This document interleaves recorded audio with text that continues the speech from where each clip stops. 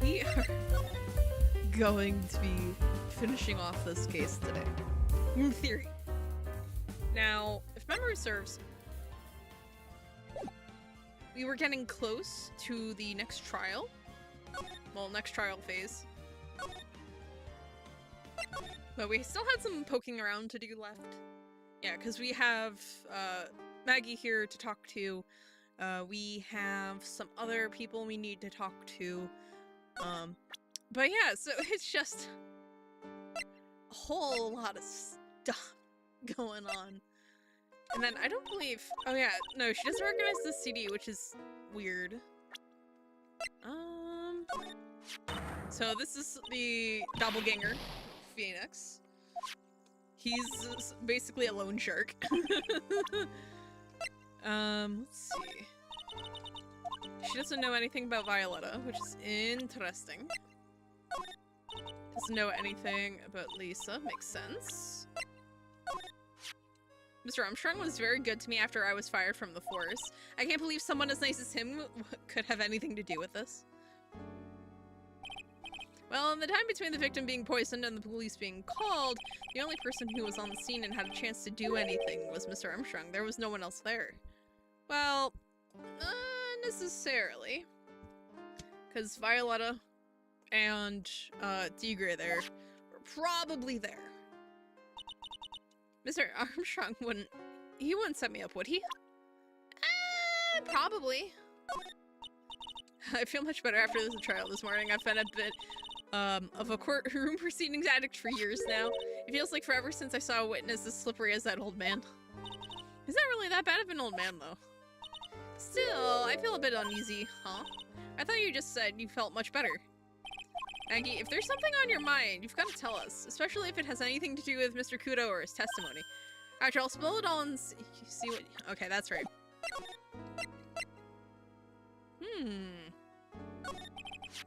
Oh, wait. So... Oh, let's see. She took coffee over to the victim's table, and then there was something else to that, wasn't there? Oh! That's when she says she saw a woman, not a dude. Yeah. But she doesn't know what the woman looked like. Oh, no, she does, but she just doesn't recognize her as Violetta. Which is bizarre, yeah. So I think we've done everything we're going to get out of Maggie.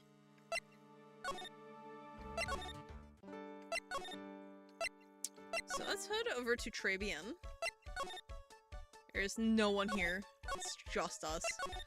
Alright, kitchen is still empty. Pretty sure nothing has actually changed, but let's just be sure. Now I know I'm in a French restaurant. I've never heard of most of these seasonings. Hey, Nick, this container has oyster sauce. What's that? Isn't that used in Chinese soup?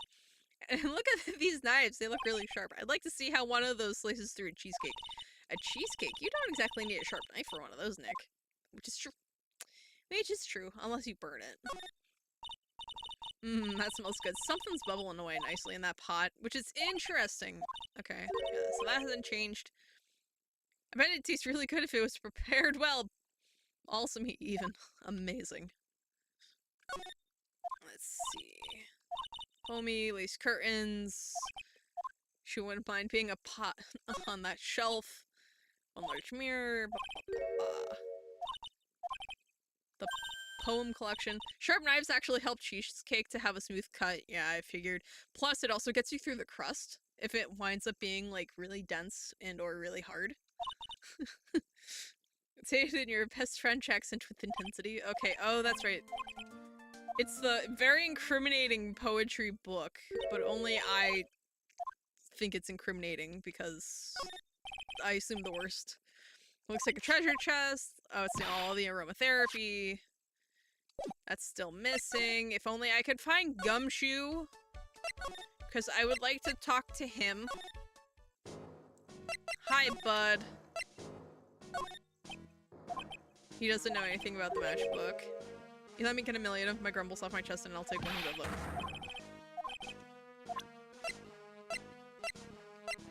Let's see. Okay, he doesn't know anything.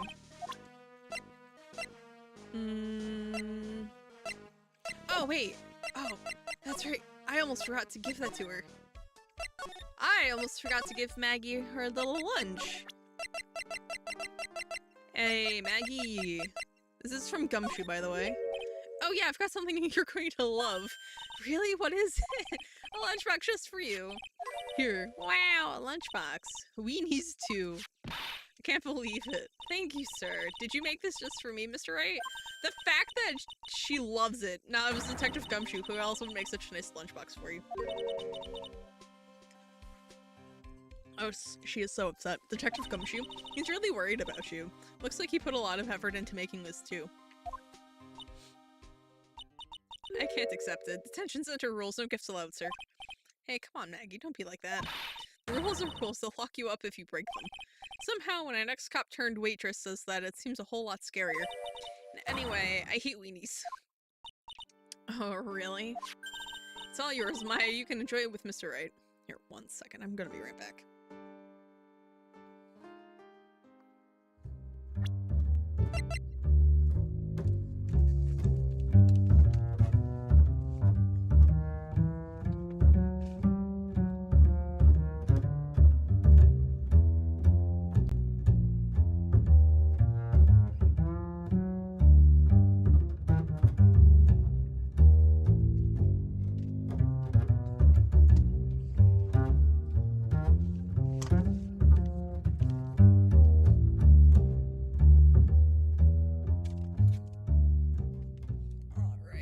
Much better. Let's get that music back. but she's right, it's better than letting it go to waste. But I guess so. Gumshoe's lunchbox eaten with Maya. Well, how was it? That hit the spot. I love weenies. Oh good, I'm glad I gave it to you then, sir. Oh my god.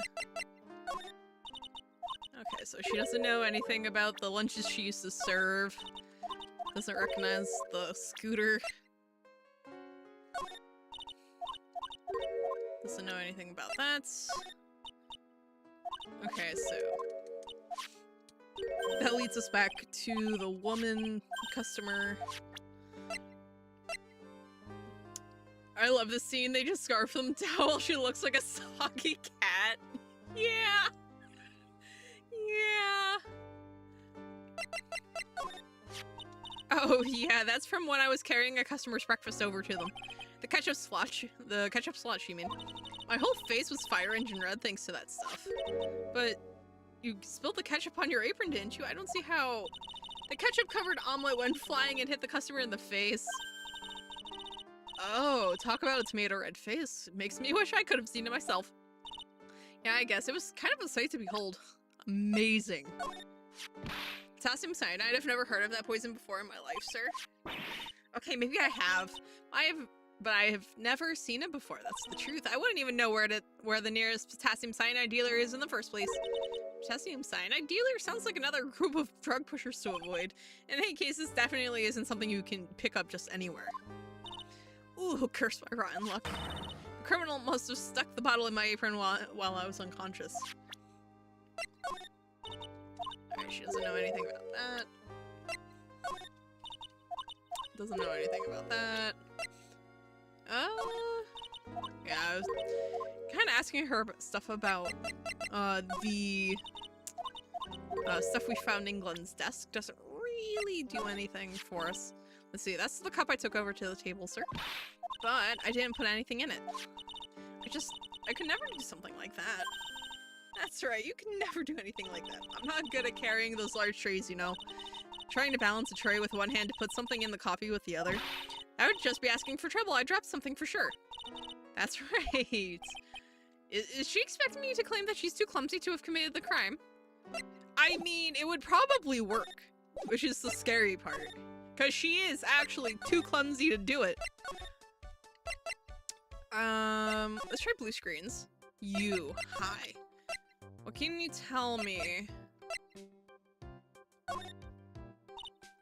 Okay, so she doesn't know anything about that. Maya, what are you doing? Focus on Glenn. Yeah, what's up with his calendar? But yeah, no, it's clear that Glenn owed money for, like, sports betting. Mostly horses. Ma'am. You can't tell me anything about the stuff in his desk. You can't tell me anything about him.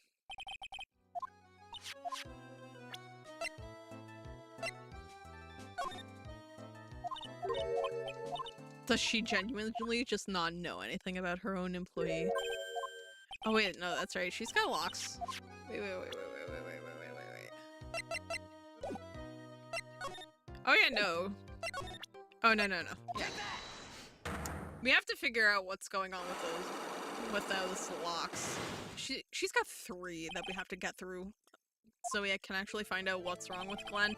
Now, obviously, we know he lost a lot of money on horses, but I'm sorry, sir, but we don't deal with troubleshooting here. Perhaps you'd like to speak to someone in customer service? What you talking about? I guess I'd better just take a shot and see where it gets me. Mrs. Basil, let me ask you something.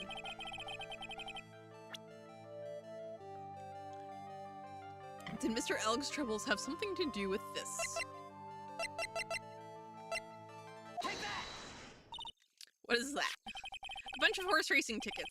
All losing ones. With that many tickets, you could get $1 at the recycling center. You good people are very, very bad. Cashing in on others' misfortunes is immoral.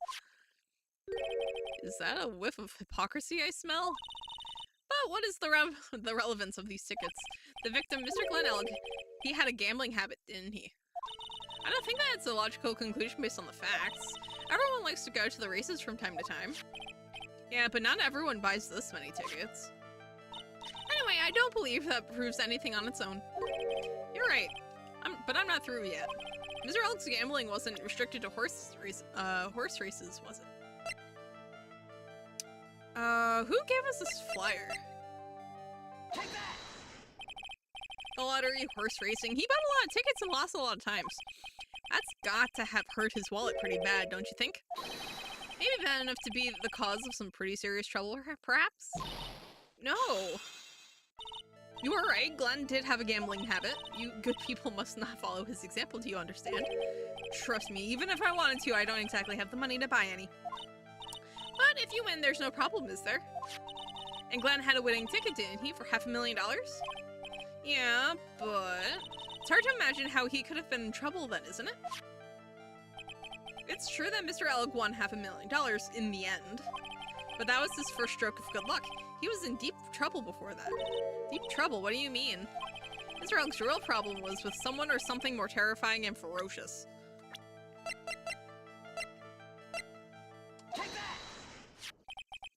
Furio Tigre, the boss of a loan office called Tender Lender.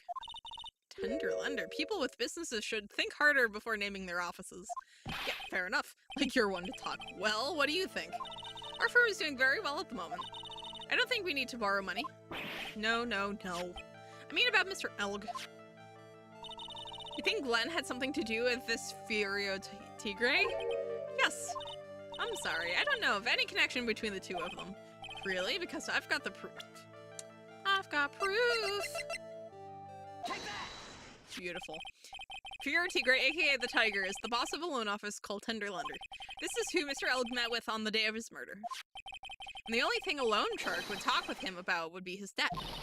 Oh! We're just breaking her. My god. It's true that Glenn had racked up quite a bit of debt from his gambling habit. About $100,000, I think. $100,000. Ouch. But I heard he won the lottery, so he should have been in the clear. Shame Maggie couldn't get a bit of that good luck. Okay. So the guy got lucky and won the lottery, but what if he hadn't won? What was his plan then? Well, this isn't easy to say, but he said he would use his talents to repay the money. His talents? I suspect he was talking about programming. What computer program is worth $100,000? Perhaps you good people should leave so I can get back to my work. I'm so close to cracking her. The program in question is, was it by any chance this? See, this is why I suspected. Oh, okay. She can't deny it if I show her the program itself as evidence. Okay, so MC Bomber is an actual Sample disc? Okay. Interesting.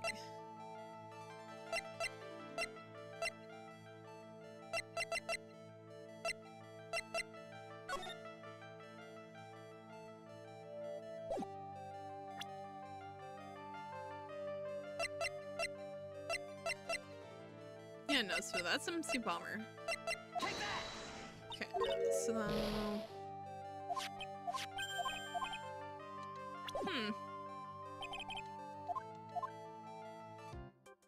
No, so...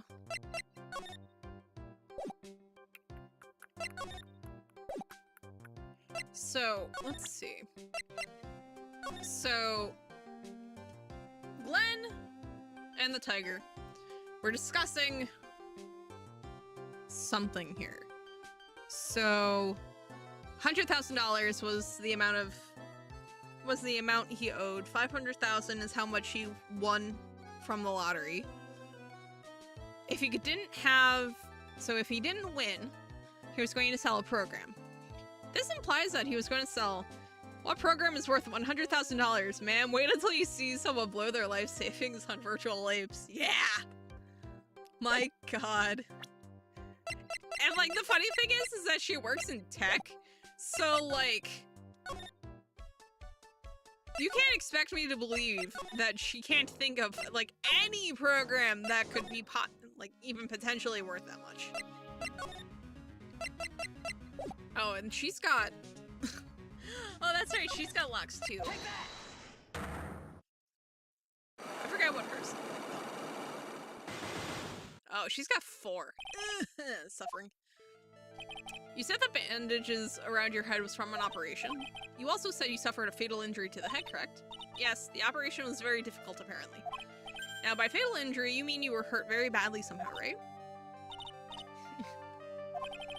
Did the injury in question have something to do with this?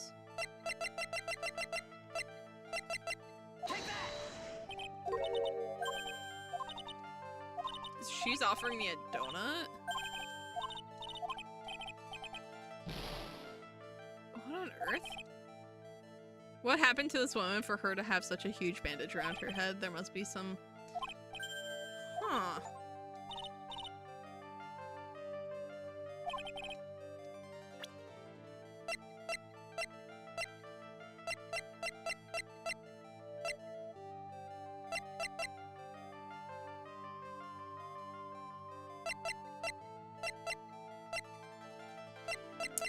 Well, let's see.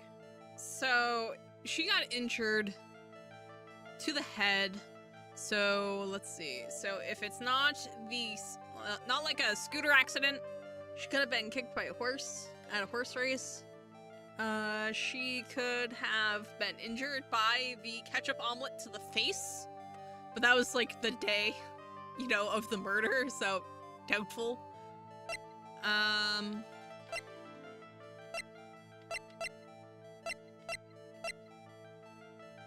Ah, there it is. The car crash. Car accident. I have here a car repair bill. From this, it seems pretty obvious that this car was involved in an accident. Let me see that. This bill is made out to the Cadaverinis. Yes, it is. I don't think I ever introduced myself. Tell me, what do the Cadaverinis have to do with me? Something tells me she's not about to say hi and introduce herself. Alright then.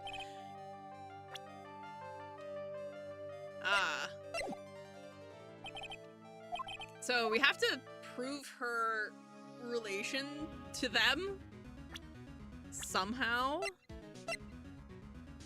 Possibly Violetta, age unknown. Possibly part of the staff at Tenderlander, a thoroughly bitter person. Amazing.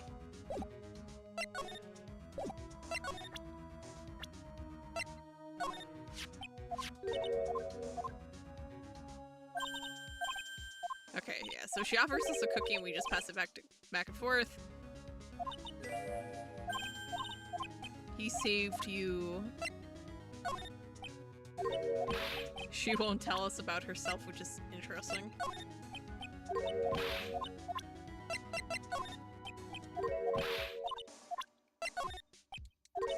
she won't tell us anything about any of them.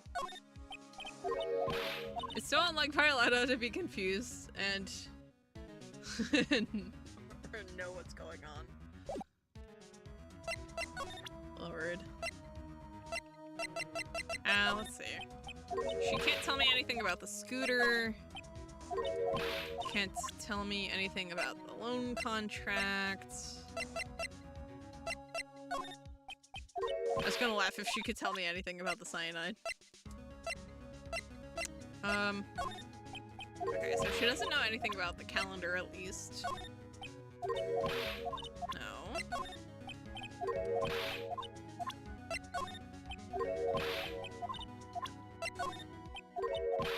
Alright, so I think I'm just gonna have to examine things while she's around. And then maybe she can, like, tell me. Or not! Okay, cool. Okay, what's this? Went through compromise? I wonder what that's supposed to mean. It must mean something if they take the trouble to frame it like that. Yeah, well, it still doesn't make any sense to me. That's... Man, Maya, she hasn't left the room. That's Cinderlander's guiding principle. Oh. Compromise the customer to win. Oh, yeah, that would do it. Oh, I see. Well, how about you, Nick? Yeah, well, as long as we don't have to compromise my hair, I'd say we're okay. That's one slogan no business owner should ever explain to their customers. Amazing. And also terrifying. What's this? It's a punching bag. What? No way, you wouldn't catch me walking around with a bag like that. What do you mean walking around? The design's gross to start with, and it's way too heavy to be practical. And why is it called a punching bag? Don't people know messenger bags are in? I knew it. I was right before back at Trebian. Paris fashion is more my thing. I really, really hope she's pulling my chain on this one. Maya, that was dumb even for you. Love you to pieces, but my god. Alright, so we have to be able... So...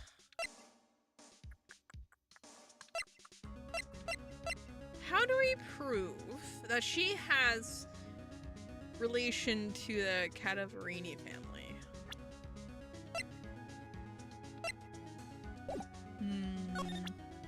I don't think we can. Yeah, like, I don't think I actually have any information here that actually does that.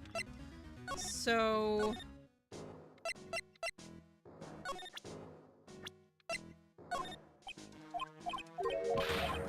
I wonder what you can tell us about either of them. Nothing? Cool. I'll let you ramble, right? Yeah. Okay. So, one of these two we have all of the options for. Either Violetta or what's her face, Basil. Because he doesn't have anything that I don't... Yeah, as far as I can tell, Victor... He won't even tell me anything else about that. Like, bro, come on. It's your own testimony. Yeah, so he has nothing, he has nothing to say. So I feel like I've overlooked something, but I can't figure out what it is.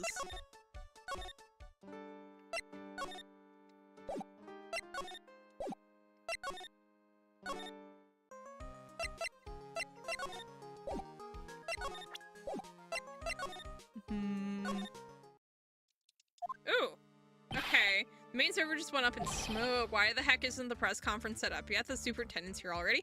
I don't know what we did to trigger this, but I'm very glad we did. Yeah, and there's a problem with the internet too. Oh, we gave Maggie the weenies, or we tried to. That would do it. Alright, I already told you to stop using your computer, Chief, but I'm watching videos online. I'm catching up on my Asian soap operas. It's gonna have to wait, Chief. I'm throwing the switch. No, just when some young guy was about to confess to his son's oh, absolutely not girlfriend. Wow, this place is really buzzing. Something must be going down. Something really big. Huh? What are you doing here, pal? Detective Gumshoe! You can't be here right now. You'll be roped into the briefing if you stay. Huh? We've got big problems here today. Why? What's going on? It's a virus! A virus! A virus? There's a virus ripping through the precinct's computer system, but I really need to ask you some questions. Okay, I'm only gonna say this once, so listen up. Yes. No matter how poor you get, never borrow money from a place like this, you hear? Okay. If you got money trouble, just go on a diet of instant ramen, of instant noodles and hang in there.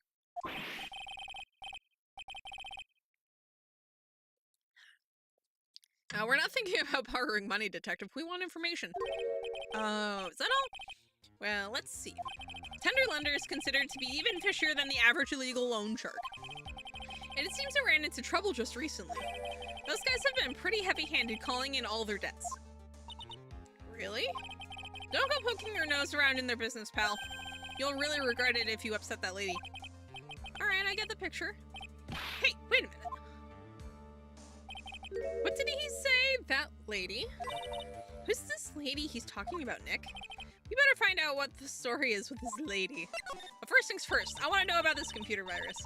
So what exactly is a computer virus, Detective Gumshoe? I don't know. What? Look, I just go with the flow, alright, pal. And here I thought detectives were supposed to be somewhat knowledgeable. What's with that face, pal? You think you know what a virus is? Well, Nick, do you?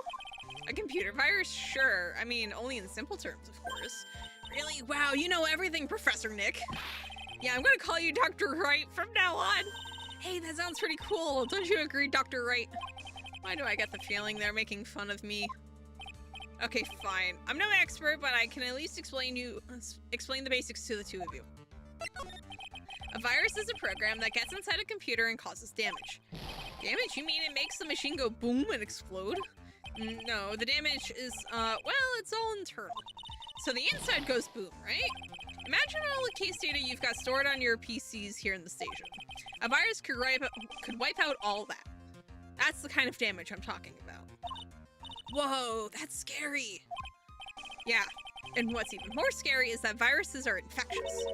Infectious? Most computers are connected together on a network, right? A virus can move from one machine to another over the network. So the virus just keeps spreading faster and faster. Just like a real virus, huh? But Nick, why would anyone want to make a program like that? Yeah, it takes ages to type in all that data. Why would you want to destroy it, pal? No, people don't infect their own machines. They send the virus to someone else's. What? That's horrible. Oh, I get it. It's like you sneezing on Mr. Godot so he catches a cold. Right, then he wouldn't be able to turn up in court because he'd be too sick. You really shouldn't do stuff like that, Nick. It's wrong. Who? What? Where? When and why did the conversation jump to talking about me? Anyway, that's what a computer virus is. A bad program that causes damage. And all the different viruses have names, right? I kind of feel like I've heard the name of the virus we caught somewhere before. The name of the virus, huh? I feel like I've heard of it too. Heard of it before too. Ooh. Okay, first things first. Oh, this guy, the tiger. Is he famous? Yeah, this guy's not a loan shark, you know. No, but he's a big lone cat. Hence the name. Don't pay him back, and you'd better say your prayers, because he'll eat you alive. You're shaking, detective. Like a leaf. I'm just, you know, kind of on edge at the moment, if you know what I mean. That's the girl who works over at Tender Lender. You want to stay away from her, okay? I mean it. She does look kind of unforgiving, doesn't she? That should be the least of your worries, pal. What's that supposed to mean? What could be worse? Stupidly eating the blind. Oh, no. Well, he's got info on her. Plot twist, she's a zombie. Her name's Viola Cadavarini. She's the only granddaughter of Bruto Cadavarini. Bruto Cadavarini? There we go. Do you know who that is, Nick? Never heard of him. For the best. Bruto Cadavarini knows who he is but doesn't recognize him as not being Phoenix. Yeah. The boss of the Cadavarini family. Cadavarinis? That's one scary sounding name. We can't touch them, they're way too powerful for the police. But you're thinking of taking them on, aren't you? No, I don't remember ever saying I was going to. Better get some more info out of Gumshoe about this family. That lady is the boss of Blue Screens Inc., pal. Yeah, I figure she's clean. She's got nothing to hide. She seemed kind of like a doll to me. In a good way and a bad way. Kind of makes you think she might be hiding something. Amazing. I'm not sure if I really want to get involved in this, but who are the Cadaverinis? Who are they? A scary bunch of people, that's who. You're a cop and you're scared? What's that about? Trust me, it doesn't matter if you're a kid or a cop, these guys are scary. They've got some serious clout in the criminal underworld. We can't touch them. They've got too much moolah. Moolah? As in, they pretty much control all the cash on the city's black market. The black market, huh? And that includes Tenderlander, I take it? Sure. No one stands up to Bruno Cadaverini, and I mean no one. Interesting. So Viola's the granddaughter of some mafia boss then? Yeah. And everyone knows how much Bruno loves his little girl. She means everything to him. So, how did she end up at Tenderlander? I don't know, pal. But I heard she and the boss of Tenderlander are pretty tight. Tight? That's what it said in a file I read related to Maggie's case. Sounds like a pretty important clue. Amazing. So, let's see. Was she up? Okay, so we have Bruto. She's been updated. Beautiful. So, let's see. I want to see what I'm... Ah, there he is. This is it. The stupid name I remember now. I thought so. Here it comes. Don't just nod to yourself and keep me in the dark, Nick. What's going on? It's okay, Maya. You don't have to cry about it. What? The name's scribbled on that sports paper and written on that CD. That's the name of the virus, MC Bomber. What? Yeah, the virus that's just infected every computer in the station pallets, MC Bomber. Can you give us any more details, please? Ayo, let's go. We already knew about the MC Bomber virus from a while back. A group of criminals issued a series of demands to the head honchos of law enforcement. They threatened to release the virus if their demands weren't met. Who are they? I don't know. Some honchos from the criminal underworld would be my guess. Now the virus has been released, huh? Yeah, it's in every computer in every public office in the city. Everyone's going nuts. They're hopping around like they're dancing at a carnival. All the stuff with criminals and viruses, it almost feels like we're in a sci-fi movie. Apparently, the programmer who made the virus was a real genius or something. The focus right now is on tracing the root of this virus on the black market. You mean someone put this virus up for sale? Yeah, and because this one's so powerful, they're estimating its price tag was in the millions of dollars, pal. The millions? A virus can be worth that much? It's only as valuable as a person is willing to pay for it. I can't believe it. I almost forgot the most important thing. And that is, you know, the lunchbox. How did everything go? Lunchbox? You remember the weenies? Just like the apes.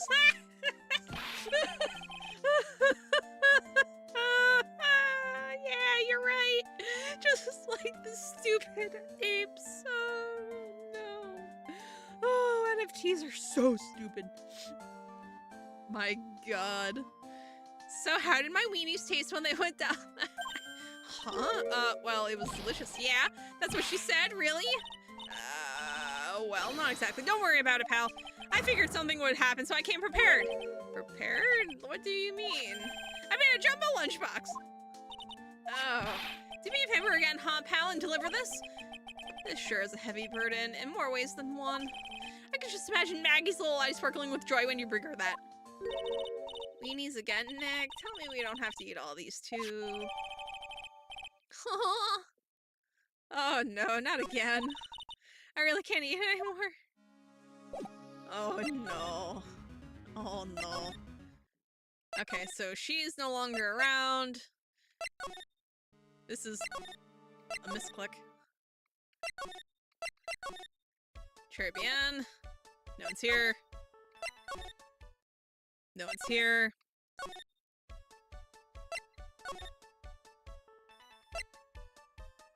You're behaving right now. Are you sure? Are you positive? But we can actually take care of her locks now. Or at least most of them.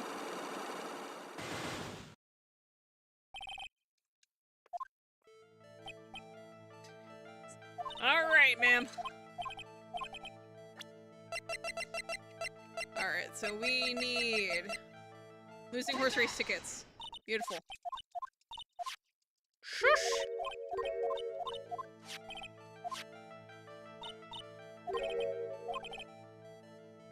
Alright, and then we need the winning ticket? Yeah.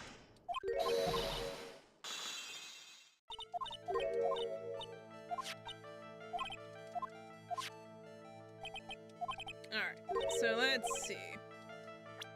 Something ferocious. Tigray. Alright.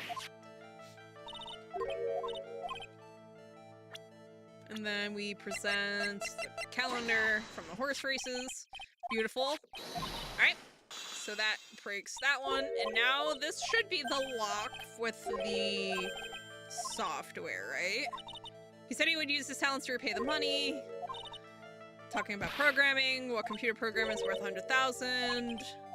And then this is when we present MC Bomber, now that it's been confirmed to be a computer virus. Well, this is it, isn't it? This is the virus that's infecting computers worldwide as we speak. MC Bomber. No. And there it goes.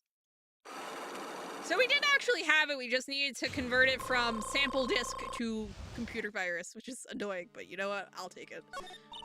Glenn's head had more processing power than any computer, but it had been infected with a gambling virus. Glenn was in too deep. You mean he was in debt? Yes, $100,000 in debt, not an easy amount to repay. So he said he was taking on some extra work, something a bit risky. Risky? How? Maybe he was going to become a waitress at Trilogy? Where do you come up with these ideas? So it's safe to say Mr. Elg was the creator of this virus, huh? The MC Bomber virus? Yes. It was a work of genius in a bad sort of way, of course, but still genius. Something like that would probably fetch several $1 million on the black market. Inconceivable. Gumshoe was right for a change.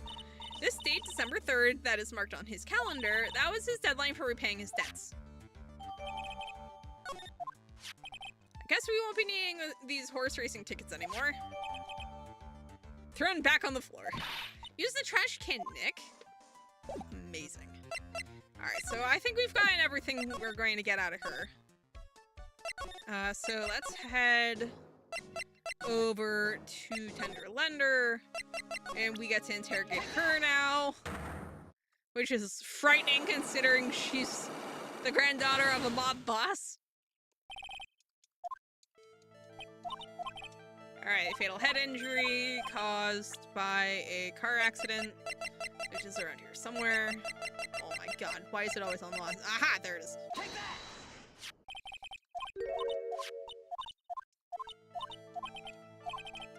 Alright, so we are going to present her, I think? Take that! Yeah. I know exactly who you are, Viola Cadaverini. You sustained that injury in a traffic accident, didn't you? It happened about 4 months ago. I was driving in one of our family's cars when someone pulled out in front of me. It was a motorbike or something like that. I don't remember it much.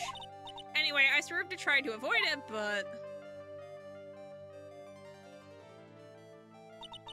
I took a blow to the head. A bad one. Yeah, I can imagine. So what happened to the person on the bike? I'm guessing they didn't get away with injuring the Viola Cadaverini, right? I don't know what happened to them. They ran away, or so I heard. Ran away? If they'd stayed, I'd have... Is it possible? Could the person who committed the hit and run have been... Take that! It was this man, wasn't it? He was the cause of your accident.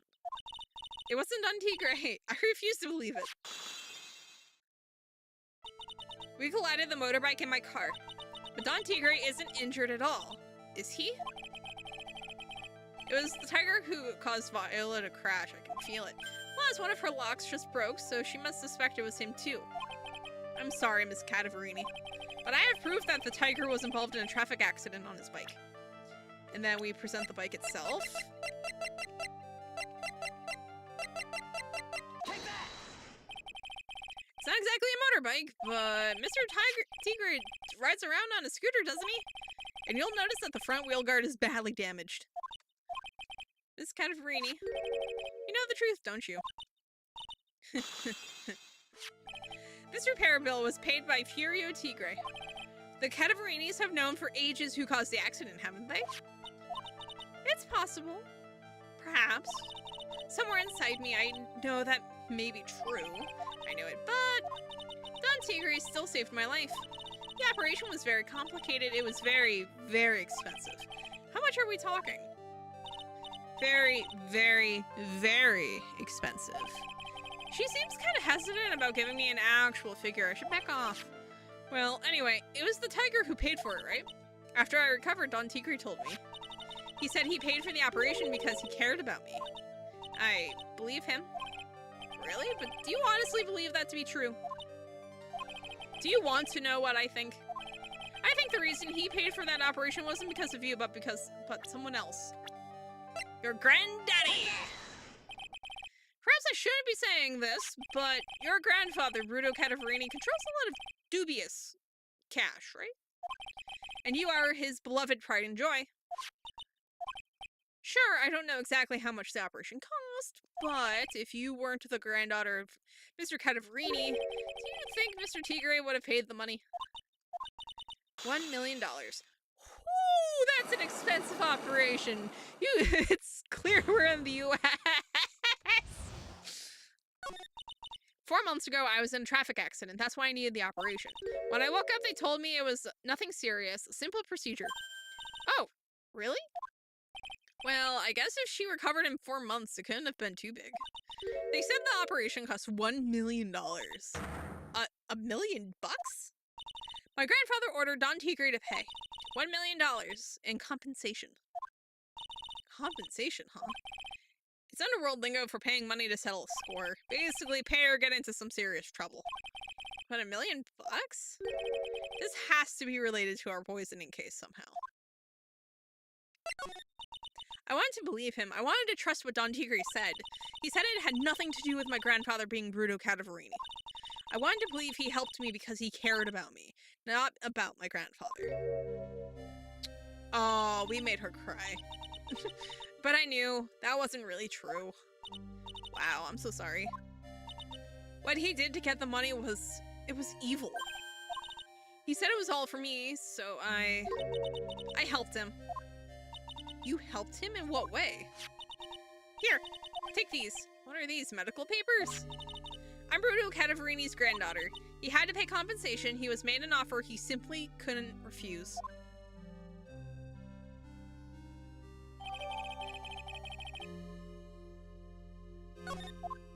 Wow, I feel so bad for Viola. It's inexcusable, huh? There are two things that I consider inexcusable. Poisoning and betrayal. Only a coward would hurt people using either of these tactics. Ooh. Is everything alright, Nick? We should get going. Right after we finish our espresso. Yeah. I won't need to convince Viola of anything else, so I guess I can get rid of this. Woo! Well, that's great. Oh, that's not where I wanted to go.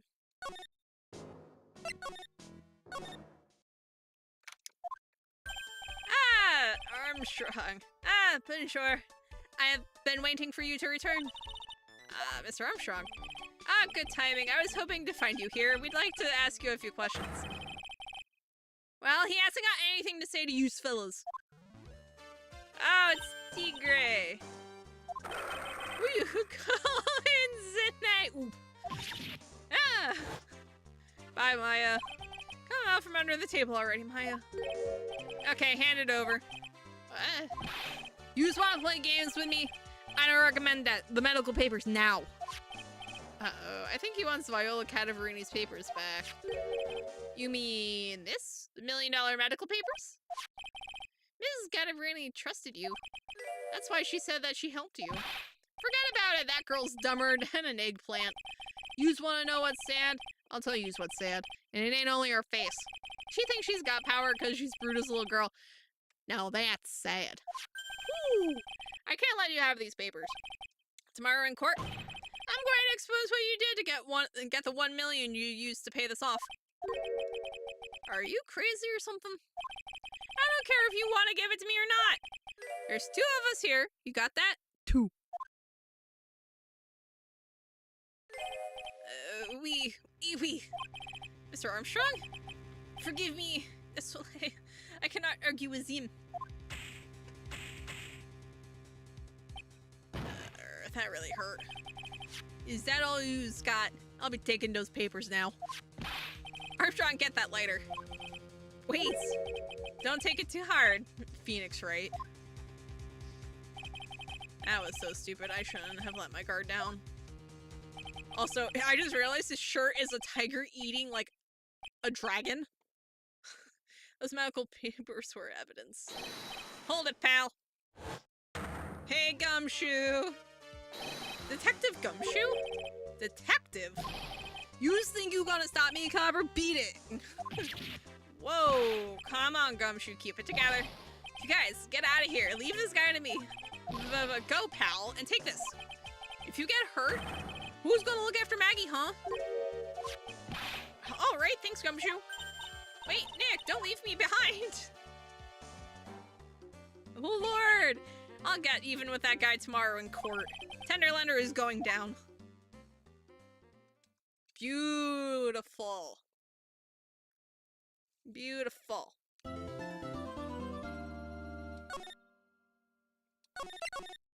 I knew it was going to get bizarre. Let's go. January 8th, 9:46 a.m., District Court. Nice. Good morning, Mr. Wright. Good morning, Maggie. So, what do you think is going to happen today, sir? Yesterday's session didn't go so well and ended on a giant mystery. That's true. And we still haven't solved a single part of it yet. Are you okay, Nick? Huh? Oh, yeah, of course. I saw that. That little flash of doubt in your eyes. No, that wasn't doubt. That was, determination. Why don't I believe you? It's nearly time, Maggie. You'd better get going to the defendant's seat. Roger, don't let me down, Mr. Wright. I'm counting on you. And she'll actually get a real trial this time. Hey, pal. Hey, Detective Gumshoe. Quit stressing Maggie out. She doesn't need that. How did you know she was stressed? I was watching through the doorway. Oh. You look like you lost the case already. Show a bit of confidence, will you, pal? Here, maybe this'll help. Huh? Have you taken up aromatherapy too? Not in a million years, pal. Don't tell me that you don't remember this thing. Come to think of it, that doesn't look like one of those aromatherapy bottles. This is the small bottle that turned up in Trebian's kitchen a couple days ago. Ah, that's right. Yeah. The one we found among the aromatherapy bottles. We finally got the analysis results back from the lab. Oh my god, it only took like 2 days. So, what is it? Is it the poison? I'm afraid not, pal. It's medication. Medication? Yeah, for ears. Topical use only, apparently. Was he using for his ruptured eardrum? What was Glenn Elg's ear medication doing in the kitchen? So, I mean, we know Armstrong has a tendency to steal things from customers, but why would he steal the medication? What about the unidentified fingerprints? Anything on that? Someone screwed up, so they only had time to analyze the contents of the bottle. Of course. Another hour and they might have gotten something on the prints, but... That's going to weaken its impact as a piece of evidence. Okay, pal, this is it. Make sure your defense is impregnable today. Got it? We're trying. Today's trial, I'm going to expose that guy for what he's done, or my name isn't Phoenix Wright. Well, depending on who you ask, it's not. Depending on who you ask, you're some guy, and And the orange dude is you.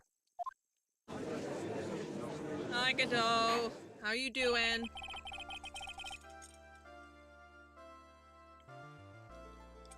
Court is now in session for the trial of Maggie Bird. The defense is ready, Your Honor. Godot has his coffee and is ready and waiting as always, Your Honor. Very good. Then we'll get underway at once. Yesterday we heard the testimony of Mr. Victor Kudo. Depending on someone else, his name is Trite. Yeah, true!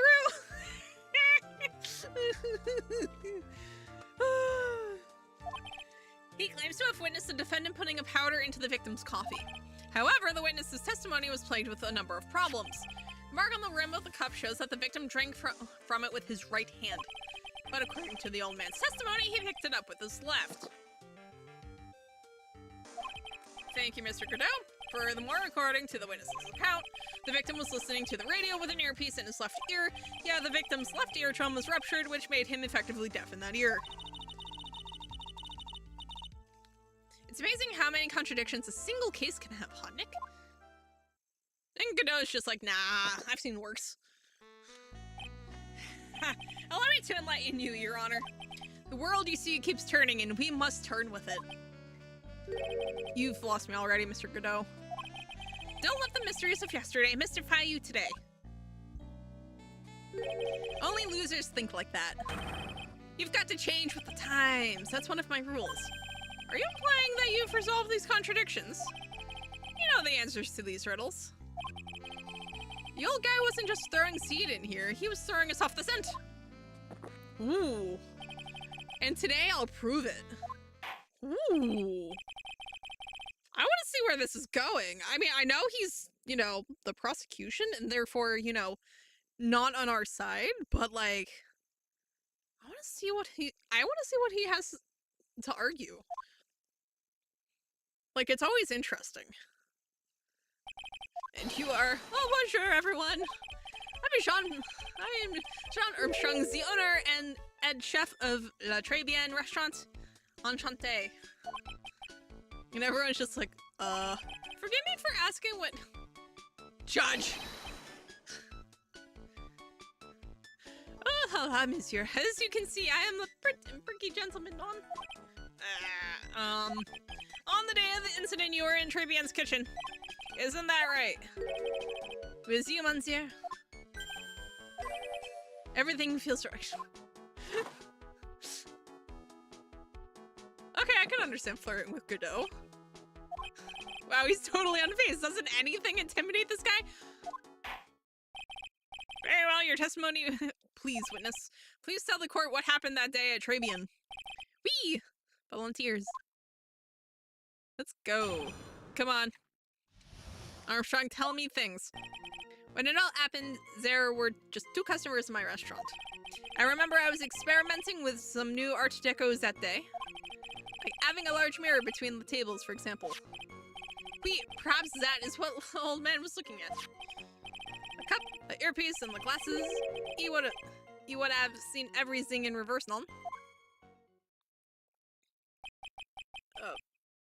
Mirror? Oui! Un grand mirror. A most enormous mirror. The way they've just, like, sprinkled the French in. It hurts. And suddenly, like, I don't even speak French. But it hurts. And suddenly the mystery disappears. That's what they want us to think.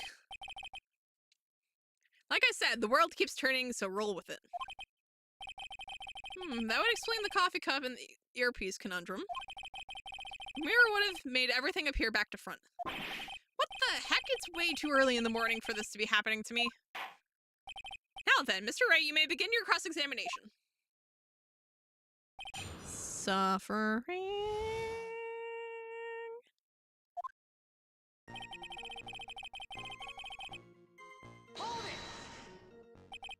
And who are the 2 customers exactly? Hey, of course. The young man who died, and the other not-so-young man. You are referring to yesterday's witness, I presume. What about the other man Maggie says she saw at the table?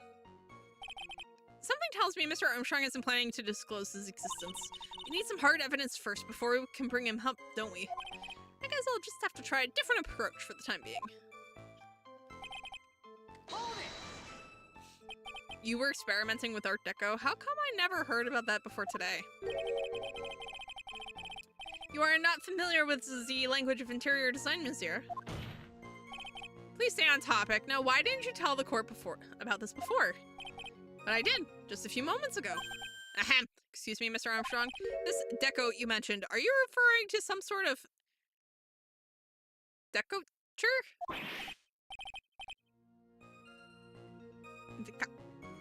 I don't even know what that judge was on. No, Art Deco. It is a style of design, Your Honor. He's talking about interior design, walls, ceilings, carpets, that kind of thing. Ah, yes, of course, that deco. I was trying to achieve a more effeminate look for my restaurant. I don't think it can. I don't think it gets more. I don't think it can. I was planning the most bold remodeling of la decor. How big of a mirror are we talking about here? Oof.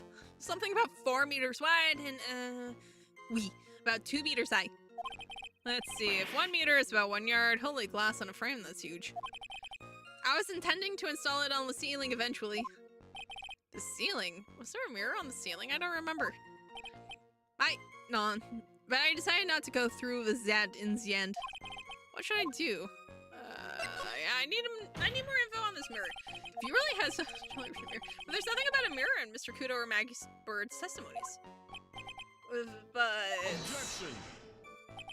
You didn't ask, Trey. You have only yourself to blame for such sloppy work. What? A mirror was delivered to Trivian the day before the incident. Really? As Mr. Armstrong testified, he was carrying out some design changes. And as it turned out, he didn't actually use the mirror in the end. This just doesn't add up. Even if a mirror was delivered to Trebian, it doesn't prove that it was in the restaurant on the day of the crime. Ha! If you want to doubt someone, Trey, look in the mirror. I'm sure the person looking back at you will be dubious enough. So the witness yesterday had seen the victim reflected in a mirror. I think I know where that mirror went. And it was not the dining area. Normally I'd expect people to know the difference between a reflection and a real object. Objection. Normally, how does normality come into this? That's lame, Trade, even for you. Huh? Are you trying to say that if something isn't normal, it is impossible? Is that it? Where does that even leave the porky-headed lawyer and the top-knot chick over there? And the ungodly cool guy with the mask over here?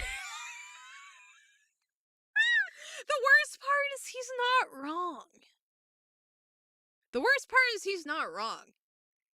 His design is slick as hell, man. I enjoy that Godot just shows up out of nowhere to be a massive hater. Yes! And the worst, I respect, same. Coffee chugging, slick dressing, visor wearing, hater. Massive respect. As a fellow coffee guzzling and, well, I like to think I'm slickly dressed. No visor though.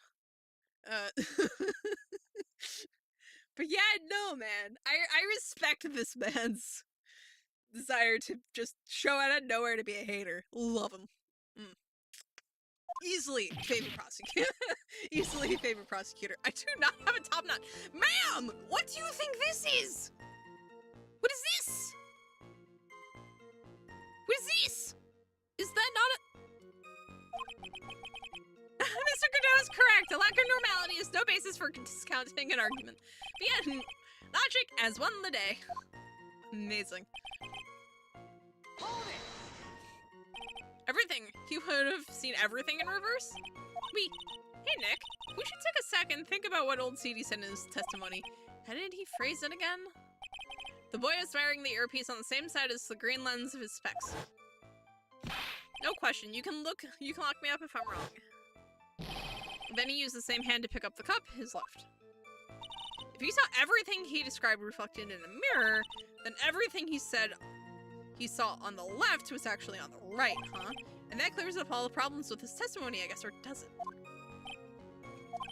It's kind of hard to believe everything's the fault of a mirror, but do you think old CD saw everything through a reflection?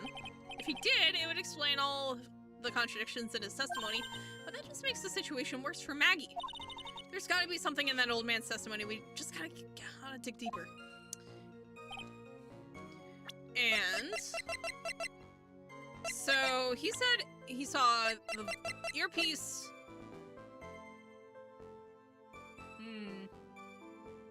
No, because if it was all on the left...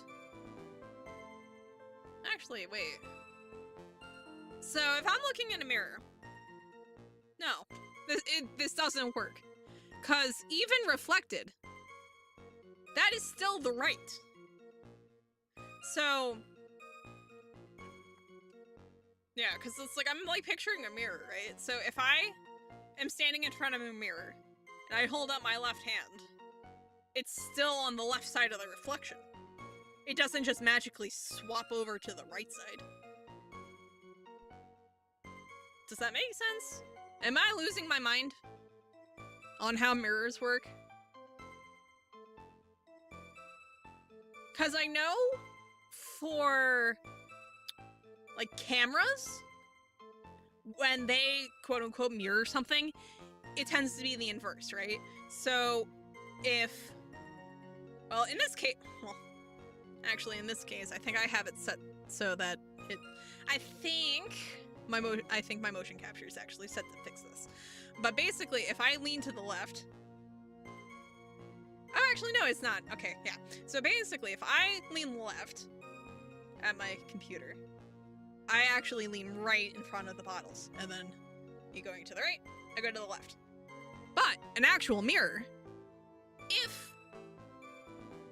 Actually, no. No, actually, I think that's still right. I think that's still correct. We can try pushing that, actually. I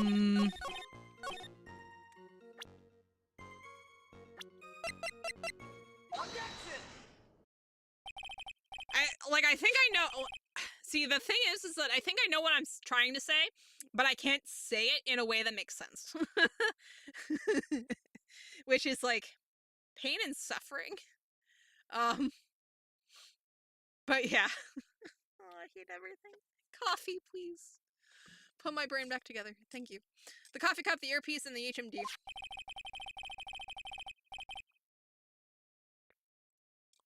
Let's think back over Mr. Kudo's testimony for a second, shall we? The boy was wearing the earpiece on the same side as the green lens of his specs. No question, you can lock me up if I'm wrong. It was his left ear without a doubt. So to summarize, we were told both the HMD and the earpiece were on the victim's left side. Now, if Mr. Kudo saw all that as a reflection in a mirror, it means both the HMD and the earpiece were actually on the victim's right side. Exactement, you see, monsieur. Now that you think about it, it's not so hard, non. Unfortunately, that's where we run into a monumental contradiction with the facts. If Mr. Kudo really did see everything in a mirror, why is it that the HMD is now on the wrong side of his head? Order, Mr. Wright is correct. If the witness genuinely observed the victim reflected in a mirror, then we would expect the victim's eyepiece to have been over his right eye. Objection! Yeah, I think I had the right idea. I just couldn't explain it. Because words are hard. How bitter. Try, you should have a taste of this bitterness. It'll calm you down in no time. There's like, my eyes. Gee, my god. I think it's an eyelash trying to get in my eye socket. Oh, Lord. Are we talking about your coffee or something completely different? You don't understand the way the witness thinks. How he thinks? You remember this, I presume. I broke the vase, sorry, apology, Mr. Kudo's sworn testimony. Exactly, the old man has one very grievous habit, other than throwing seeds. It's more of an impression something makes, the more muddled his mind makes it. What's the most striking thing about Mr. Elk? Clearly, it's the victim's eyepiece. And that's my point. The old man strikes again. Mr. Elk's HMD made a big impression on the old man.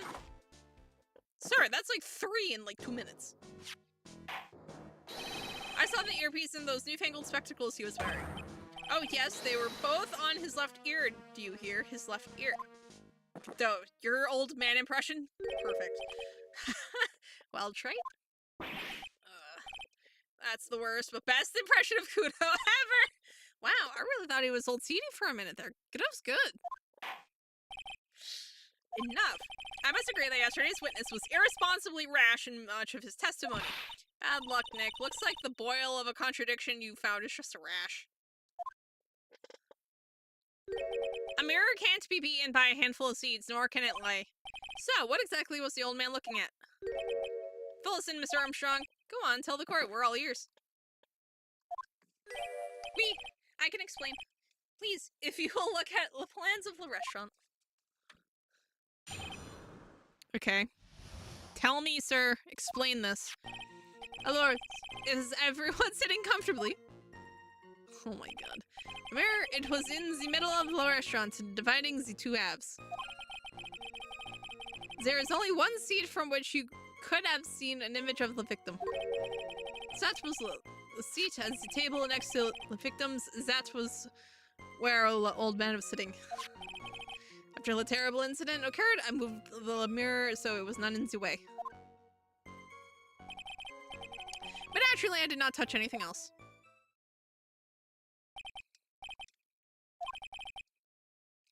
From the table next to the victims, Mr. Kudo could have seen the victim in the mirror. What a naughty little coquette I am, confusing all the men like this. Don't worry about it. Wow. We can keep up except for the guy breaking out in a cold sweat over there again. I hate that guy. You said you didn't touch anything else apart from the mirror. Are you quite sure about that? Of course. Very well. Mr. Wright, your cross-examination, please.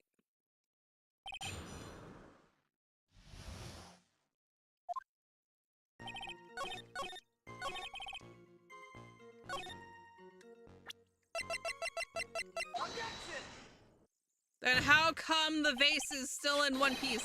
Your Honor, Mr. Kudo's words yesterday strongly contradict Mr. Armstrong's testimony. This is the letter of apology that was written by Mr. Kudo, is it not? I realize it looked useless, Your Honor, but this is still testimony. I guess useless people are only really good at identifying useless things. What relevance does this scrap of paper have to the trial, Mr. Wright? Mr. Kudo's testimony is actually very relevant to the question at hand, Your Honor, because it very clearly contradicts with this piece of evidence.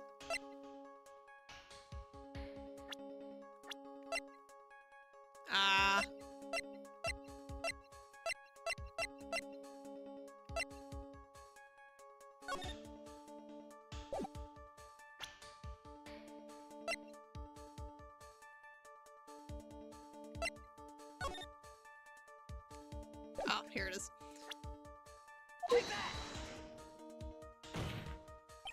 This piece of evidence contradicts with the testimony we have heard, Your Honor. Crime scene photo? Yes. This photo clearly shows something that theoretically should not exist. What on earth do you mean by that, Mr. Wright? Should not exist? Sounds like you're describing yourself. Sir, I underestimated Godot's hater game. My god. Now then, if the defense would please clarify its statement.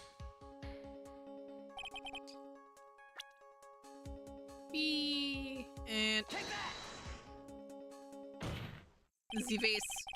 There is one thing that was clearly demonstrated by yesterday's testimony. Mr. Kudo broke the vase that was on the table where he was sitting. And yet, as the court can see, there is an unbroken vase on the table next to the victim. Why? Because Mr. Kudo was not, in fact, sitting at the table next to the victim at all. Objection!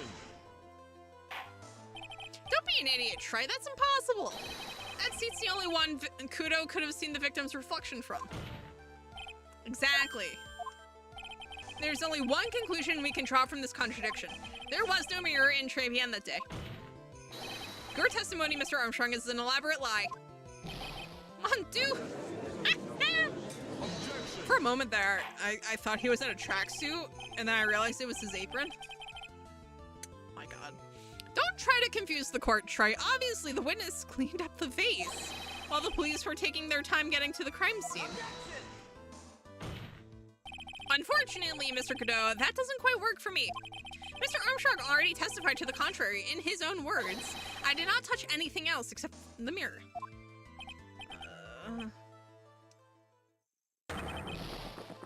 Oh, just anger guzzling his coffee. Well, witness, what do you have to say for yourself? Aw, we made Armstrong cry. I was right, there was no mirror in the restaurant that day. In light of this revelation, we return back to the original problem. Why did the victim have an earpiece in an ear in which he couldn't hear? You only get one shot in life, there's no turning back. If you want to claim that the mirror wasn't there, Wright, then this problem is all yours. How do you explain what the old man saw? If I can answer this, then I'll be that much closer to the truth. I can feel it. Are you going to be okay? Can you really solve this contradiction, Nick?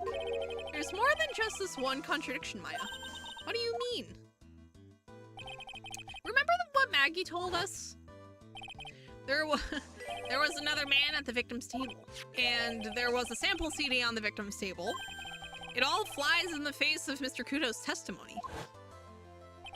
And I think I know the reason why nothing in this case is adding up. Aw, they were all threatened! Well, Mr. Wright, let's hear your answer. Yes, Your Honor. The reason behind all the contradictions in Mr. Kudo's testimony is simple.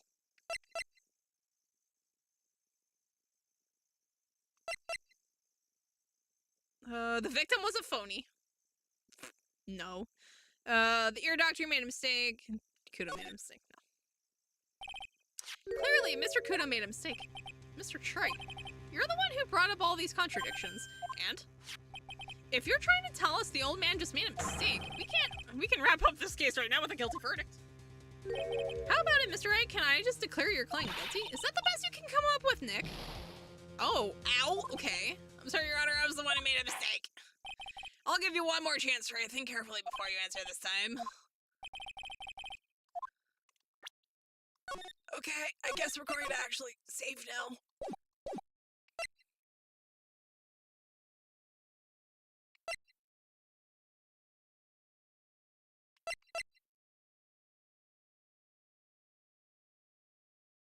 Oh, that's... I don't feel like the doctor would make a mistake. But... what do we mean by the victim was a phony? Because that could be that the victim was not who they said they were. Or it could just be that they were faking listening to the radio. Or whatever it was. So it's hard to tell precisely what they mean. So I'm gonna try it.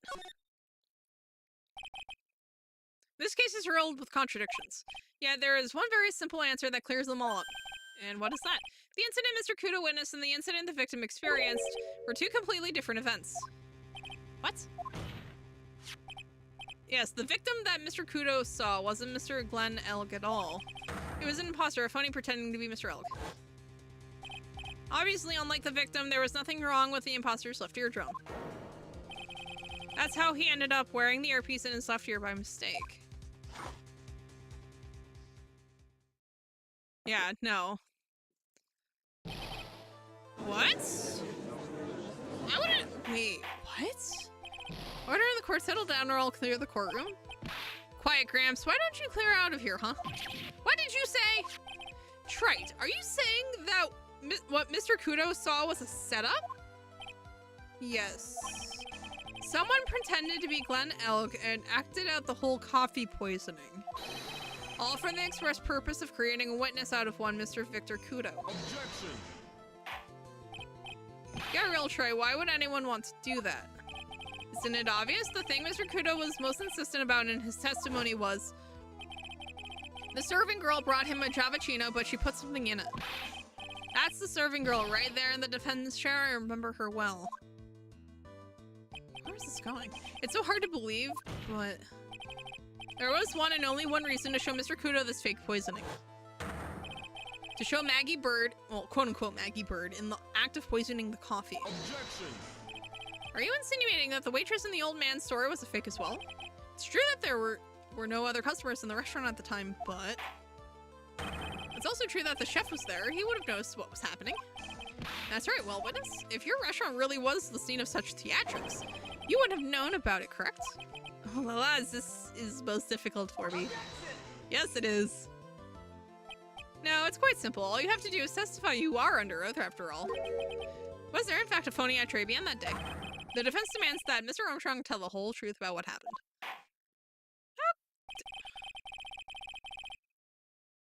So... what happened? You will accurately explain in detail the events of the restaurant that day. Oui. So... I'm very confused. I am very confused right now. The victim, Monsieur Elg, he came to my restaurant alone. I remember the old man arrived not long after him.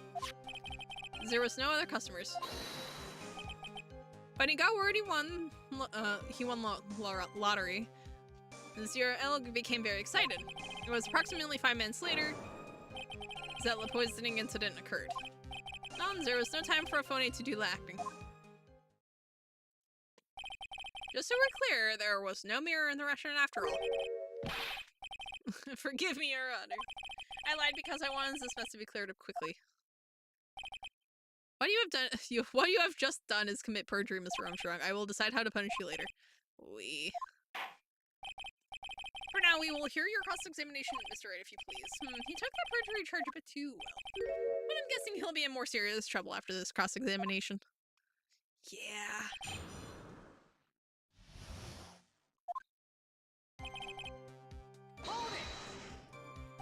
Was he alone at his table as well? I saw him from the kitchen. Yeah, the defendant, Ms. Bird, remembers it differently. She swears there was another man at the victim's table. Objection! Ha! Unfortunately for you, Wright, yesterday's witness was also testified that the victim was alone. You know, seeing you squirm like that reminds me of a certain coffee's bittersweet bite. What kind of coffee has he been drinking? It's not coffee, it's love that's bittersweet. Hearing Maya say that makes her seem wise all of a sudden. Wow. My old man, you mean Victor Kudo. He comes often for my special coffee. I drink your coffee once, Mr. Armstrong. It's special, I'll give you that. It's worth a sip just for the experience.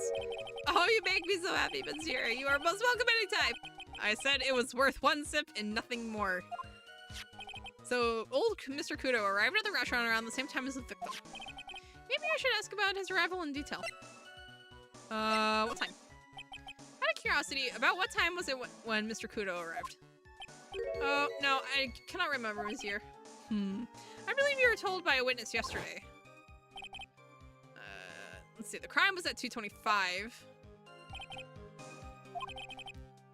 The incident happened about 20 minutes after you arrived.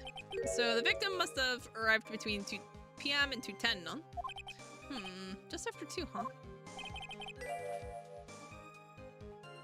Thank you for your help in jogging my memory, Monsieur. You are wonderful. That doesn't work. Merci bien, that's French, isn't it? I'm glad at least one person is in a good mood. He's even humming a song to himself. Amazing. I mean, this is just straight up incorrect. Where's the flyer? I'm afraid I've finally got you, Mr. Armstrong. Wait? What do you mean? At the time in question, the victim was listening to the radio with his earpiece. The show he was listening to was Millionaire Radio. Each week, they announced the winning numbers of the $500,000 lottery ticket. That must be the show Monsieur Elg was listening to. I can't see any problem with this testimony, Mr. Wright. I wonder... You say the victim arrived at your restaurant after 2 p.m., correct? I am sure of it. I remember it perfectly now. I know it was that time because I had just finished serving the lunch menu. Get to the point, try if you have one. That show is broadcast live at 1:30 p.m. and it claims to be the most thrilling 10 minutes of your life. It's on the air at 1:30? Now, supposedly, the victim made some noise when it was announced that he had won. And yet, I don't believe his cry of joy could have occurred after 2 p.m. Because the show had already finished more than 30 minutes earlier by that point. This quote-unquote victim we've been told about has done nothing but the impossible. Listening to the radio with a ruptured eardrum, catching a show that was already over. There is only one conclusion you can draw from these facts. The quote-unquote victim was an imposter acting out the poisoning 30 minutes after the real murder. Yeah, and even the timeline felt strange. There was like unaccounted time in there. Yes, there were 2 Glen Elgs in Trabian that day. The real Glen Elg, now dead, having been poisoned by the real killer, and the phony Glen Elg acting out the events for Mr. Kudo to witness. It certainly seems that way. I mean, if that wasn't the case, how could you explain the time discrepancy? Objection. Quite a performance, Trey. You were almost on a roll. But sadly, you lack the rock-hard foundation of rhythm to build your song. What is this? Music Theory 101? My god, his hater game is so strong! My god. Let's recap. According to your quote-unquote imaginative theory, it's now just after 2 o'clock p.m. The phony elk is performing a play for the benefit of Mr. Kudo. How do you explain, then, where the real Glen Elg is? I don't believe I have to spell this out for the court. However, at that time, the real Glen Elg was already dead. That's certainly the obvious conclusion. Objection. Thank you, Trey. That's exactly what I was hoping you would say. What? Now, I presume you can prove this theory of yours. Can you explain where the missing corpse went to? The missing corpse? According to the old man's testimony, there was only one other customer there. That quote-unquote customer was the phony Glen Elg. Then where did the killer hide the body of the real victim? Yeah, that's a problem. Prosecution has a valid point, Mr. Wright. If your theory is to stand up to examination by the court, you must provide us with proof by answering the prosecution's question. Where did the killer hide the body? Yes, Your Honor. No conjecture, Trey. Let's hear some facts for once. Show the court a piece of evidence that proves where the body was hidden. Evidence? What's with the intense pressure in here all of a sudden? I thought I had him with that contradiction. But he's turned it all around and backed me into a corner instead. Well, Mr. Wright, the court will now hear the defense's theory and evidence. First, where was the body of the real Mr. L concealed? I think it's inside Trabian. It would have been too dangerous to take the body outside. Obviously, the body must have been hidden somewhere inside Trabian. Interesting. But where could a body have been hidden inside a restaurant? Perhaps you would care to show the court on these plans, Mr. Wright? Yes, Your Honor.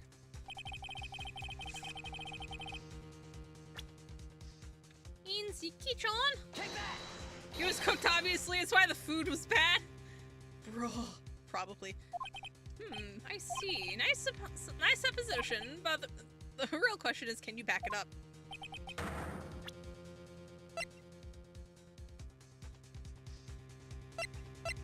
We can take that. There we go. Mr. Armstrong, do you recognize this bottle? None. I have never seen that ugly bottle before in my life. I only use the very best bottles, monsieur. The highest quality only for me. Where was that bottle found, Mr. Wright? Interestingly enough, Your Honor, it was found in the kitchen of Trabian. Eh? What? But I only ever use these bottles for my aromatherapy oils. But this bottle doesn't contain aromatherapy oil, Mr. Armstrong. No, it contains some medication. What kind of medication? I'm sure everyone remembers, don't they? That Mr. Elg visited an otolaryngological clinic. Hey! Not bad. And was given medication that day. You can't be serious. The defense had the contents of the bottle analyzed, and I have the lab results here. The contents of the bottle match with the prescription that was given to Mr. Elg. Don't spit the coffee. Then Elg's murderer hid the body in the restaurant kitchen, at which time this bottle fell out of the victim's pocket. Mr. Armstrong, when the incident occurred, didn't you say you were in the kitchen? Montu? Yes, you know what I'm about to say. It was you who hid the victim's body. You did a fine job pretending to defend my client, Maggie Bird. However, you were setting her up to take the fall behind the poor girl's back. None. Get absolutely dunked. Order. This is an extraordinary development. Witness, did you murder Mr. Glenn Elk? Never! I could not do such an horrible thing.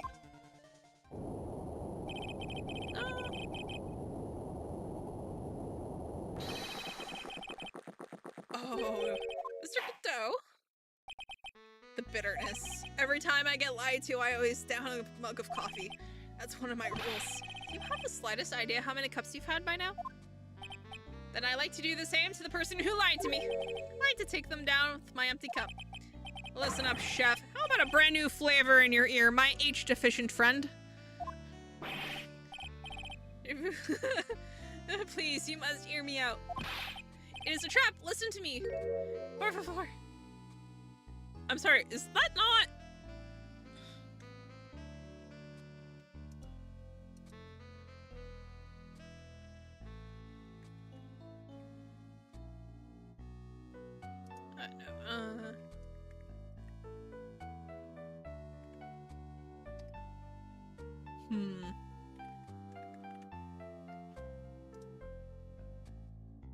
Okay, so I guess... Okay, so I guess French technically has a por favor. They probably say it different. Actually, would that make the food bad? I don't remember what the general consensus. From what I gather, human tastes vaguely of pork. But like not necessarily in a pleasant way, because obviously if memory serves, humans are like, evolution has basically taught the human sense of taste that other human tastes bad to discourage, you know, humans from eating each other. But for those who have done it, allegedly it tastes kind of like pork. Which is also why you can use pig to kind of simulate the effects of something on, like, the human body. Because the meat and the flesh acts surprisingly similar to that of humans. Make of that what you will. Now, obviously, this is just kind of stuff I've pieced together. Like, I'm not a biologist. I don't know biology super well. You hablo español, Mr. Armstrong, and por favor, Spanish. Well, apparently it's also French. I'm only going to ask you once. Did you do it? None. Absolutely none. Let's hear it. You've got one shot, right, Gramps? Witness, the court will permit you the chance to make one final statement. If you lie under oath again, Mr. Godot's coffee mug awaits you. As is my gavel. Oh, it is clear. Oh my god, we're just threatening this man. What do they always say in the movies? I've got a bad feeling about this.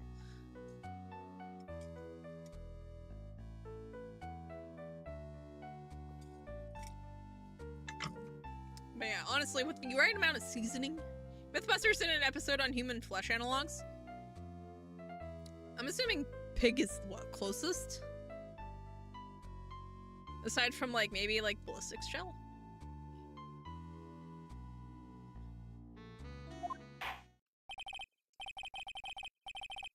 Because they used pig for a lot, actually. Very well, begin your final testimony, Mr. Armstrong. Also, this reminds me, I haven't watched the Mythbusters in, like, eons. I should really find them online. And give them, like, a nice binge watch while I'm, like, doing things. It is true, I hid the body in the kitchen. Pig is closer, but has ethical concerns. Fair. Man forced me to do it. I had no choice. I had to go along with him because there was a reason why I could not refuse. But I did not kill him. I swear it. You must believe me. That I actually believe all of this. You were forced by who? I cannot say, or I will be erased. Let's try a different question then. When Mr. Elk died, was he really the only person at his table? There was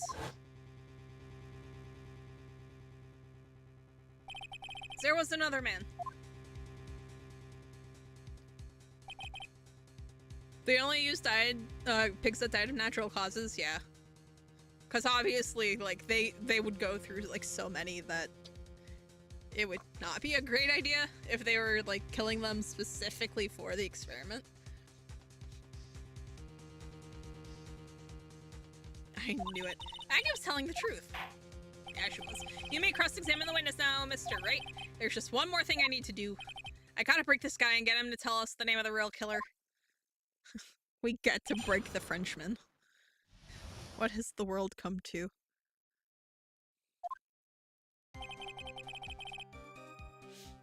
Hold it! Did you carry the body by yourself? I carried him. And I carried Maggie too. Maggie too. When she saw the victim collapse, she fainted. I could not leave her there. But why did you hide the bodies? Hold it! What man? Who was he? None, I cannot say. I fear for my life. He's really scared. You'll just have to put the words in his mouth, Nick. Yeah, you're right. If he won't tell me, I'll tell him.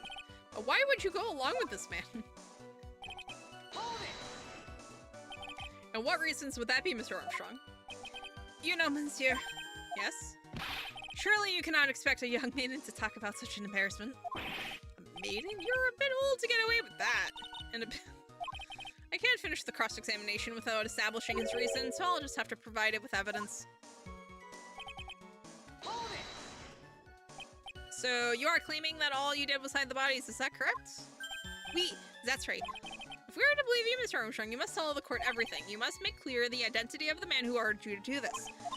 He's already confessed this much. He might as well stop dancing around the real issue. Yeah, but he really doesn't want to tell us who the killer is. Then sock it to him, Nick. Yeah, that's not a bad idea.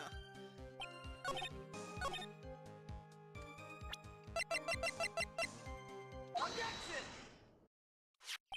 You have $500,000 debt. You have a $500,000 debt, don't you? $500,000? Is that true, Mr. Armstrong? She's so desolate.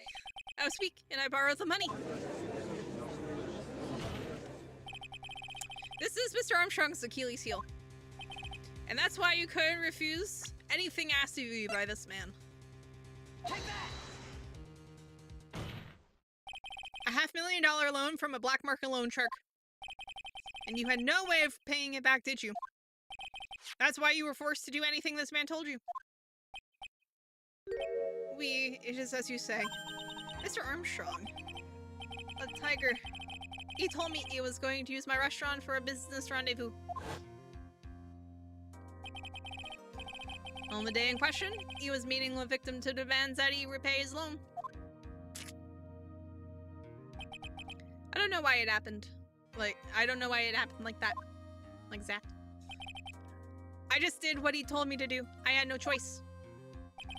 I carried the body and let inconscient Maggie out of the dining area and into the kitchen. After that, I just tried to forget what I had seen. I think we can now safely say that the man who forced your hand was Mr. Furio Tigre.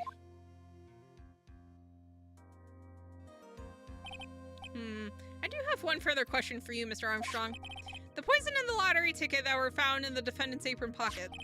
Was that your doing as well? None! I knew nothing about that. Making it look like it was Maggie who had done it? I was not. It is despicable. Mr. Godot. You will summon this Furio Tigre as a witness! I doubt that can be arranged today, so we will adjourn for now. Proceedings will continue tomorrow. 30 minutes. What? The trial will go on. I'll see to it myself. I need half an hour to get that guy on the stand on a minute more. How the... Yeah! Don't sit back and relax yet, Trey. No one knows if that chef is really telling the truth or not. This trial could still go either way. Very well. Your request is granted, Mr. Godot. We will resume once Mr. T. Gray is ready to take the stand. Until then, court is adjourned for a 30-minute recess. What on earth? What on earth? Who is this man? And how is he able to summon a loan shark in 30 minutes?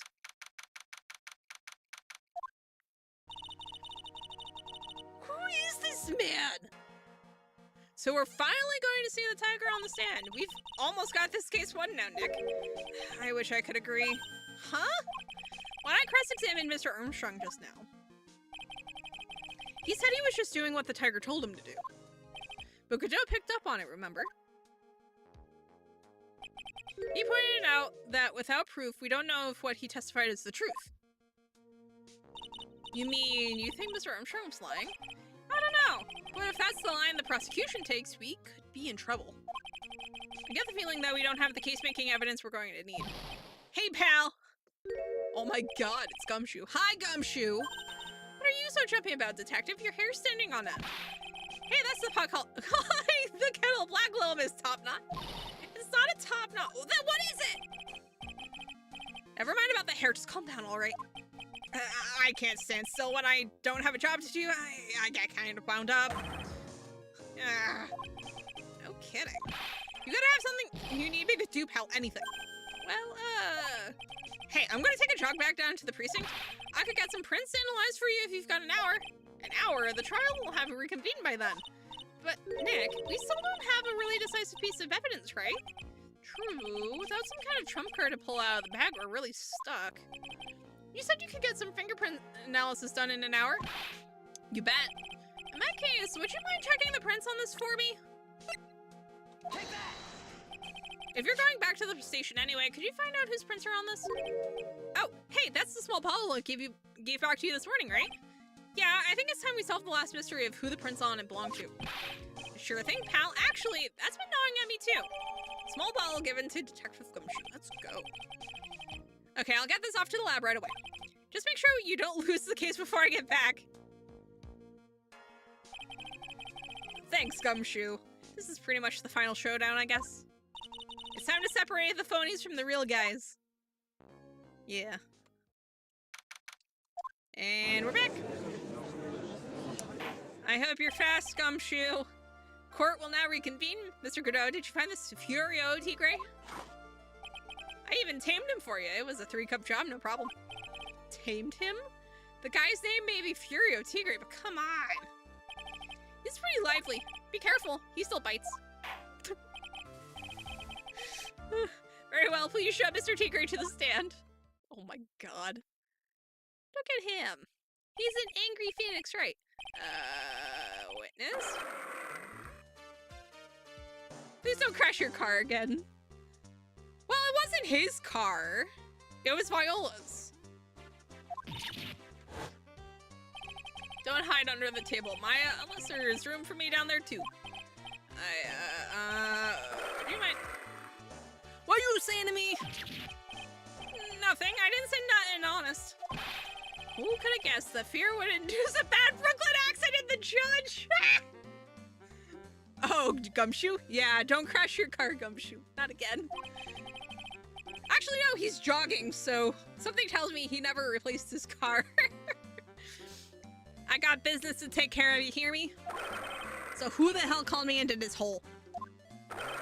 Was it you, Spiky? No, of course not. It was the judge. Your Honor? Oh dear, I seem to have dropped my pen. Where on earth is it? Don't mind me, just carry on with the proceedings as normal. That's it, we're doomed. Maybe you just didn't hear me. I said, who the hell was it that called me in here? There's no need to shout, we can all hear you. What do you say? There's no point struggling. You're caught in a snare. The relentless snare of the law. And I'm the one that holds you in. Too cool. Don't let him get the better of you, Nick. Let's start with the basics. You know about the incident in question, correct? Incident? I don't know nothing about no stinking incident, Mask Boy. You mean you didn't attend the previous trial of Maggie Bird? Maggie who? I've got more important things to do than watch courtroom dramas. Of course. Well, perhaps you could give us your testimony then? Please tell us about what you did on the day of the murder. Phoenix Wright. You's the one who set this up, didn't you? You's gonna regret the day you ruffled the tiger's fur. You hear what I'm saying? Maybe I should have brought a diaper with me. Sir! Get a grip, Nick. Yeah, Nick, get a grip. Calm down. You are not going to be that scared. I don't know nothing about no murder. I was tied up with business in December last year. Spent all my time in my office. I got whales lined up to borrow cash from tender lender every single day. You just want to check my alibi? Just ask Violetta. Last I found my pen. Very well then, Mr. Wright, your cross-examination. What is it? Please, witness, if you could refrain from shouting out like that. I know the kind of games that guy in the blue plays. That lowlife ain't no lawyer. He just punches away at stupid details till he wins. Lowlife? Me? Listen up, Smarty. Every time you ask me something that don't relate to this case, I'm gonna bill you $50,000 and you's gonna borrow the cash from me. That's one loan contract I refuse to sign. And don't think it ain't gonna hurt when you tangle with the tiger. Amazing. No, you gonna object? I love a good spectator sport. Just a minute, that's really not... This witness is... How can I put it? A hungry tiger roaming the urban jungle. Get on his bad side and he'll bite everyone's heads off. Yours too. Very well. I have no choice but to impose a penalty system here. You's better be listening. I said I got business to take care of. Big business. If I don't split now, I ain't gonna catch my bus. The court will impose a penalty for any irrelevant pressing of witness testimony. Keep that in mind as you begin your cross-examination, Mr. Wright. Yes, Your Honor. You can do it, Nick. Come out from under there already, would you, Maya? I hate everything.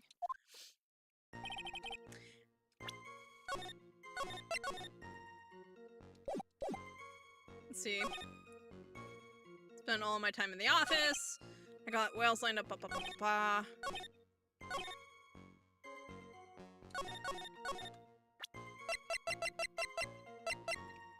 that calendar go?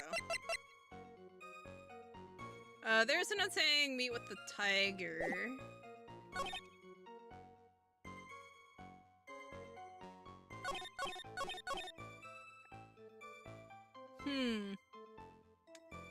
I'm just gonna try it.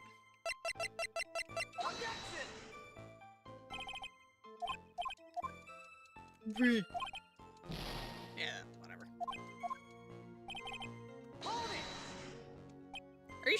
Are you sure about that? We're talking about 1 month ago, you know. You see these teeth? That's how sharp my secretary is.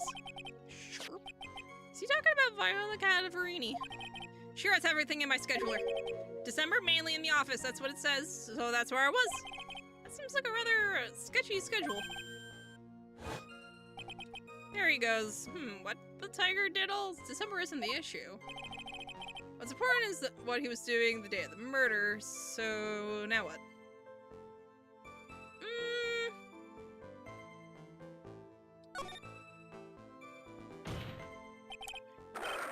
What do you want? Oh, come on! Objection! No, it's essential that we establish the witness's alibi accurately. I agree. The victim was killed on December 3rd. Art, were you in the office that day too? Maybe you ain't listening. Of course I was. I never set foot outside. I had meetings all day with a bunch of cats wanting to do business with me. I ain't never seen that young kid before. I do believe the witness's last statement was important. Mr. Godot, if you could please... Mr. Tigre, the court asks that you add that last statement to your testimony. Now we can present the calendar. Don't let an animal beat you be a man, Your Honor, and ask him yourself.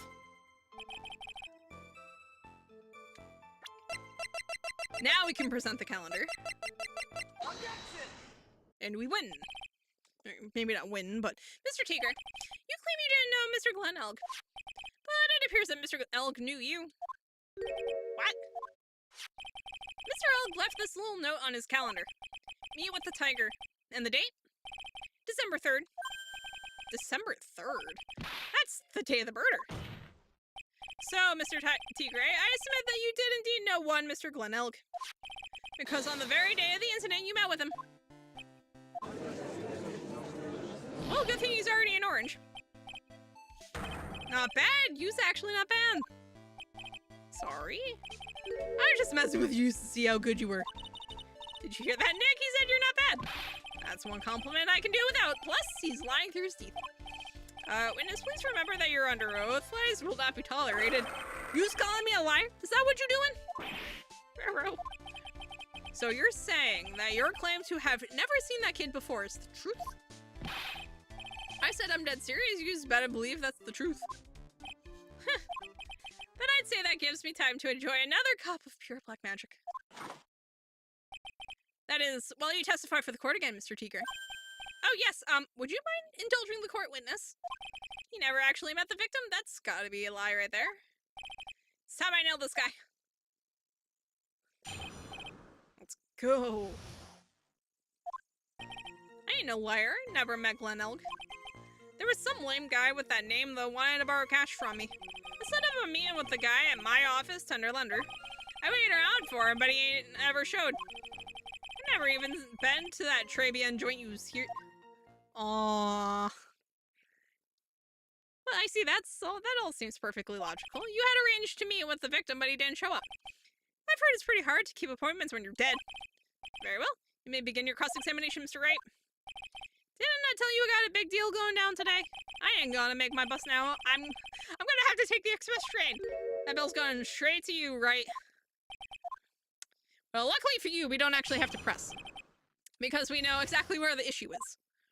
Well, first things first. Just so we don't have to, like, go all the way through it. Objection! Mr. Tigre, is there something you'd like to tell the court about these matches? Matches? What you was talking about? We found them in your office at Tender Lender. They're from that restaurant. What? If you've really never been to Trabian before, what was the book of the restaurant's matches doing on your desk? You've been snooping around in my stuff now too, wise guy. What are you, my ball and chain? Ain't no broad control at me? Sir.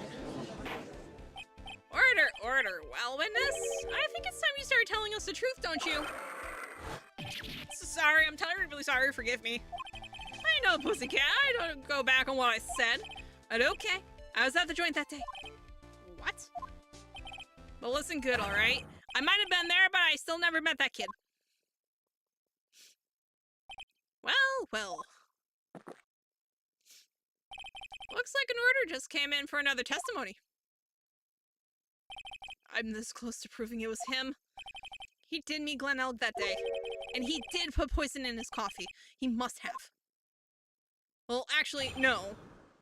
Viola did. Or at least, Viola poisoned someone. I was supposed to meet with the kid at the restaurant that afternoon. When I opened the door to the joint, I saw one ugly scene. The guy was laid out over the table, stiff as concrete. I figured if the place wasn't hot already, it was going to be, so I split. I heard the cop sirens on my way out, and I went straight back to my office. I see. You didn't actually meet with him in the end, then. Well, Mr. Wright, your cross-examination, please. Yes, Your Honor. Hold it. If I wait around here any longer, I ain't even gonna make the normal express. No more stupid questions. No problem. Anytime Trite presses you on something irrelevant, I'll see he pays a penalty. Mr. Godot, that's my job. Your job is to slam that little hammer of yours and call a guilty verdict. So do it. Yes, sir. The special express ain't cheap, right?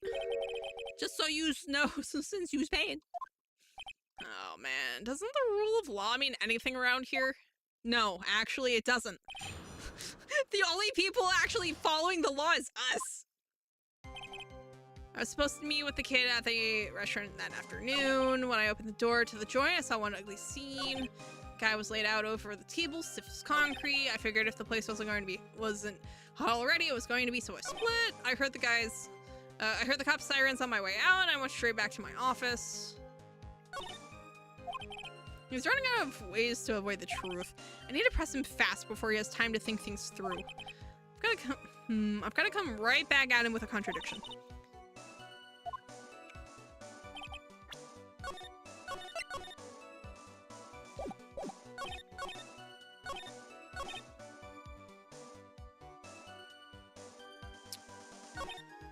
Let's see. I want to see if I can figure out what time. So the meeting wasn't due to take place at Tenderlander at all then? The kid wasn't making a fuss about coming into the office. It's always that way when I want to talk about repayments. Even though I got the best punching bag you've ever seen if there are any issues. Maybe it's because of the punching bag that people are scared to come. So that's why you decided to meet at Trabian? Objection. Ha. You're going over old ground again, Trait. Sorry. Lord? Okay.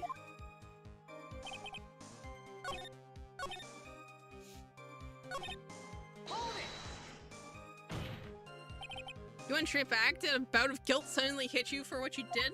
What are you trying to say? You're trying to tell me you ain't never been guilty of nothing? We all have our crosses to bear. We all have to swallow the dark secrets we hide. Like this. And he just chugs more coffee. The courtroom's not exactly the place to talk about dark secrets, is it? Seems you've done it again. Sir, come on, it's not that irrelevant. How about a penalty for those two jokers in the garbage they keep coming up with? Well, Nick, what do you think? Okay. I'm trying to establish, like, what time. An ugly scene? What do you mean? Objection. Bruh. Or your guts will look like the inside of a chimney ashen. Don't make me burn you again, Mr. Wright. When did you ever burn me the first time? Guess I'm gonna make that special express after all. This ugly scene you saw was...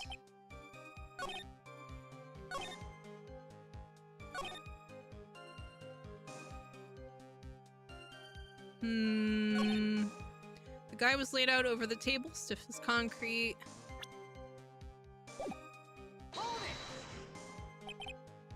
You mean you saw Glenn Elg's dead body? I guess I did, but I only saw him from behind. He was wearing some raggy bit of cloth he called a hat.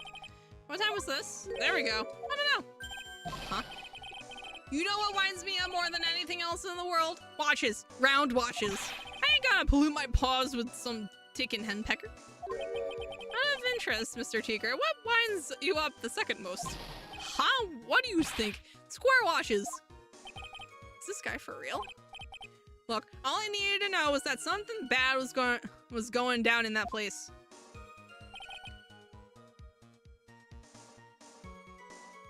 I want to see what this does. So you didn't actually set foot inside the restaurant then? The tiger is a busy cat. I don't hang around for no one. I ain't got time to be caught up in no murder investigation. So, when exactly did you pick up the matches? There are matches just inside the front door. Our detective friend wound up in trouble with the chef after taking 5 books home. Poor gumshoe. It's almost enough to make a man cry. So there's a contradiction in there somewhere. But where?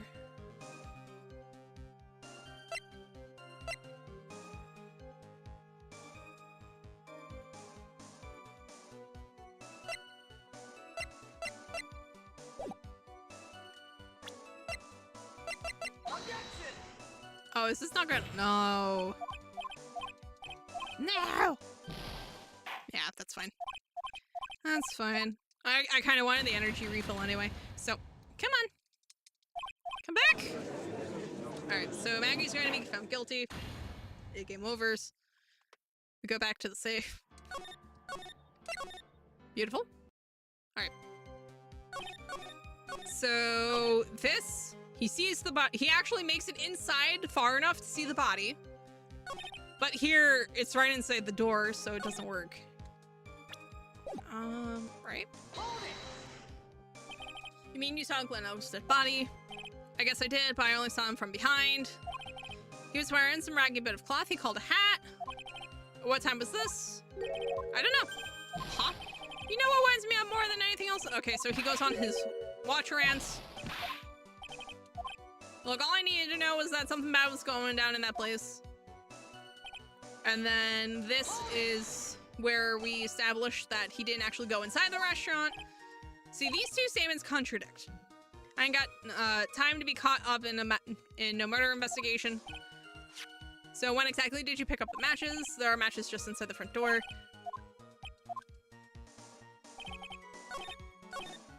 Hold it. I wonder if I can... Is he just going to go on that rant again? Yeah. Because, like, the two of those contradict. So, because he's claiming he went in far enough to see the body, but not far enough that he wasn't actually in Trabian. Which is... LOL, Lamau. Let's see.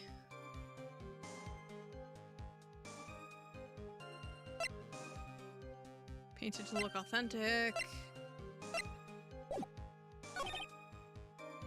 Well, he saw it. Let's see. I was supposed to meet with the kid at the restaurant that afternoon. When I opened the door to the joint, I saw one ugly scene. The guy. So here he claims that he only saw him from the back. But then how did he get the virus? All right. I wonder what happens. Objection. Nothing. Yeah. Okay, cool. I hate that for us.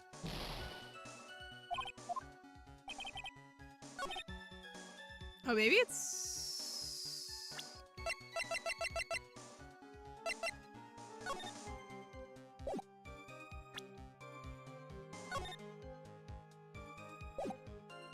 Wait. Oh, wait. If he was just inside the door, then that contradicts with the floor plan of Trabian. Objection. No?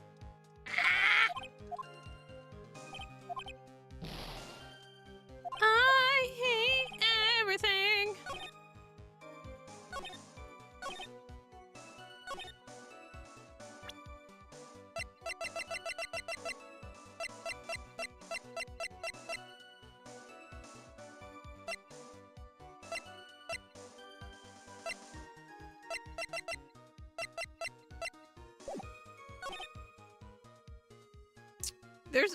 It's here somewhere. Like these two, let's see. I was supposed to meet with the kid at the restaurant that afternoon. When I opened the door to the joint, I saw one ugly scene.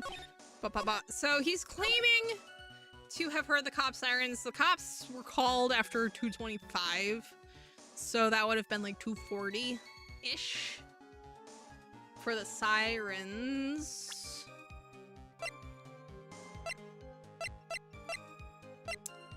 So, which murder is, well, which quote-unquote murder is he trying to claim he was at?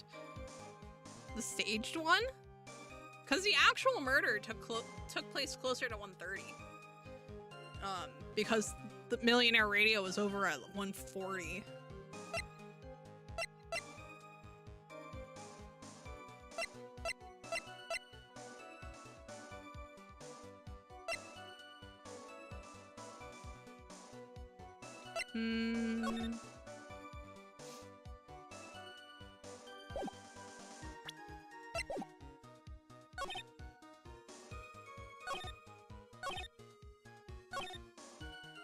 Hold it. He doesn't know this is going to go back into the watches. All he needed to know was that something bad was going down in that place. And he figured if the place wasn't hot already, it was going to be, so he split. So he didn't actually set foot inside the restaurant. Tiger's busy cat. I don't hang around for no one. I ain't got time to be caught up in no murder investigations. So you picked up. So the matches are just inside the door.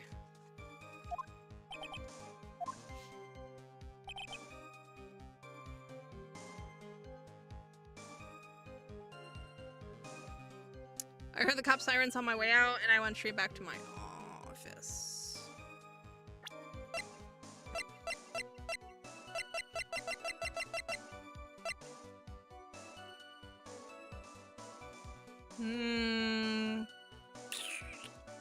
It's here somewhere. Where is it? You think he's running out of ways to avoid the truth? I need to press him fast before he has time to think things through. I've got to come right back at him with a contradiction. Be careful when you press him on. So this and this are the safe presses. So one of the the contradiction could theoretically be on one of those.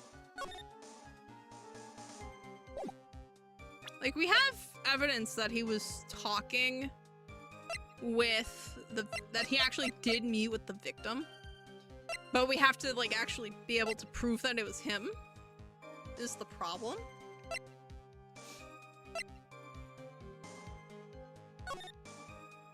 Yeah, because he's gone by the time that picture happens.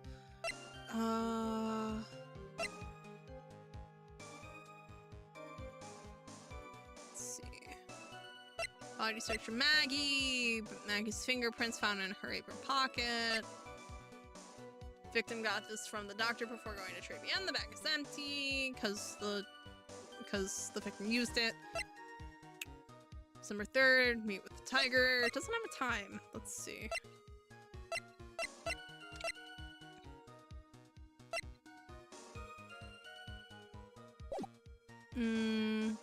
Honestly, I kind of just want the energy refill. Yep. Give me the energy refill, please.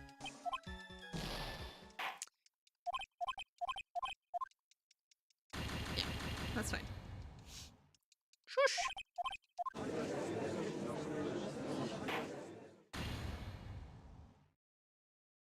Alright. No, this is fine. Okay, so, again, so these two are the safe presses. So we've basically just got to establish a contradiction, right? So here he's claiming that he made it into the restaurant, but just far enough to see the victim from behind. This is impossible given the layout of the restaurant. Well, this is technically impossible given the layout of the restaurant, because that wall there blocks the view from the door. You have to like come around somewhat, and then yeah, you'll see him. But we tried presenting the floor plan to Trey BN, and it was like Lamau no. So we could try the crime scene photo, because that gives a better establishing shot of the table and like the wall. Also, interestingly enough, it doesn't show the window here, because there's a window on this wall on both sides. So that's interesting. And then this one says he never made it in past the door because you can get the matchbooks up front. So basically, this wall and the register counter, this right here causes problems. Because if he was picking up matches, he would not have gone any further than this. Because this is all magazines. This is, as far as we know, is just empty space. And then table, kitchen. Like, there's literally nowhere else in here. Like, the only possible way for him to see the victim, like the back of the victim, and get the matches at the same time is if, for whatever reason, there was like a table here, but it's not on the diagram. So doubtful. But the problem is like, how do we show that both of these statements contradict each other, right? Like that is the problem. Actually establishing like that contradiction.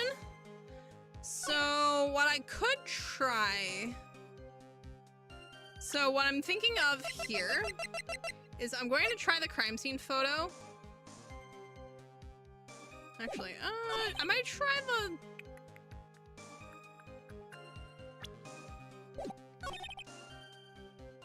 I might try the crime scene photo here, actually. See what happens. And then if this doesn't work, I'm gonna try the crime scene photo on the other one.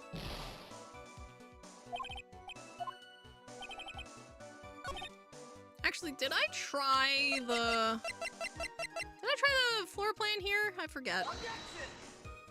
No. What do you mean it's not a contradiction? What do you mean it's not a contradiction?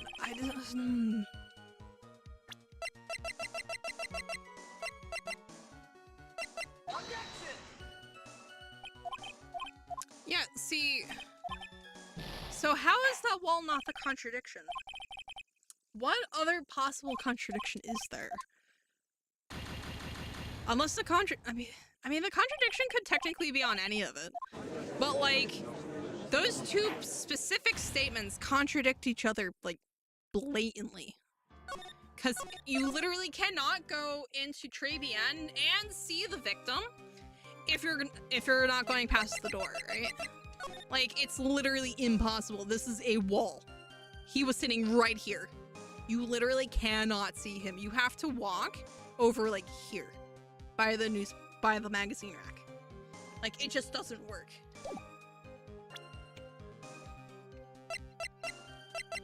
So, I was supposed to meet with the kid at the restaurant that afternoon. That is more or less corroborated by the jockey calendar. When I opened the door to the joint, I saw one ugly scene, and that's, you know, the crime scene photo. Maggie presumably passed out on the floor.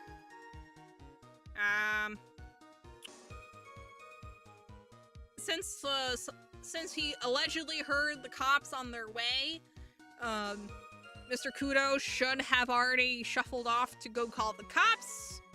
Maybe not have come back yet. The guy was laid out over the table, stiff as concrete.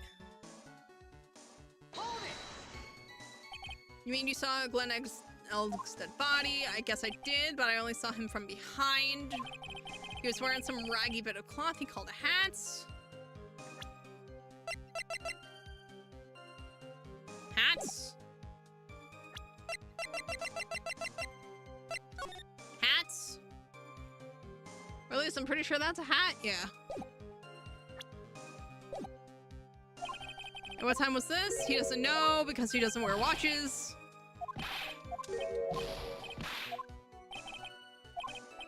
All I needed to know was that something bad was going down in that place. And he figured that if the place wasn't hot already, it was going to be, so he split.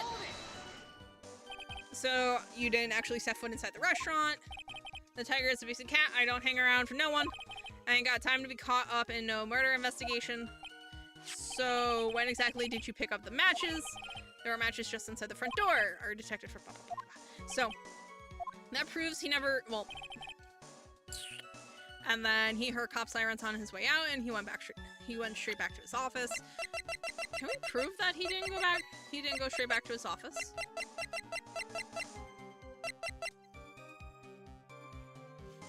Well, actually, why would he have picked up matches?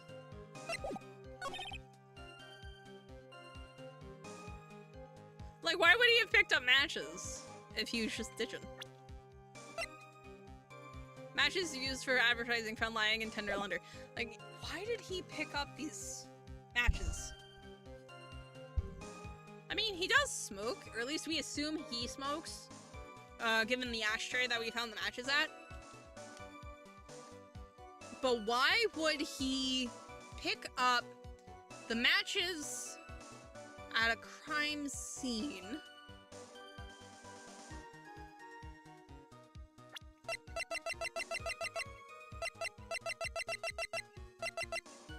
Objection! No. it wasn't the crime scene? Also, hi, Meatball. Well, I mean, it was when he threatened you with the document. Yeah, so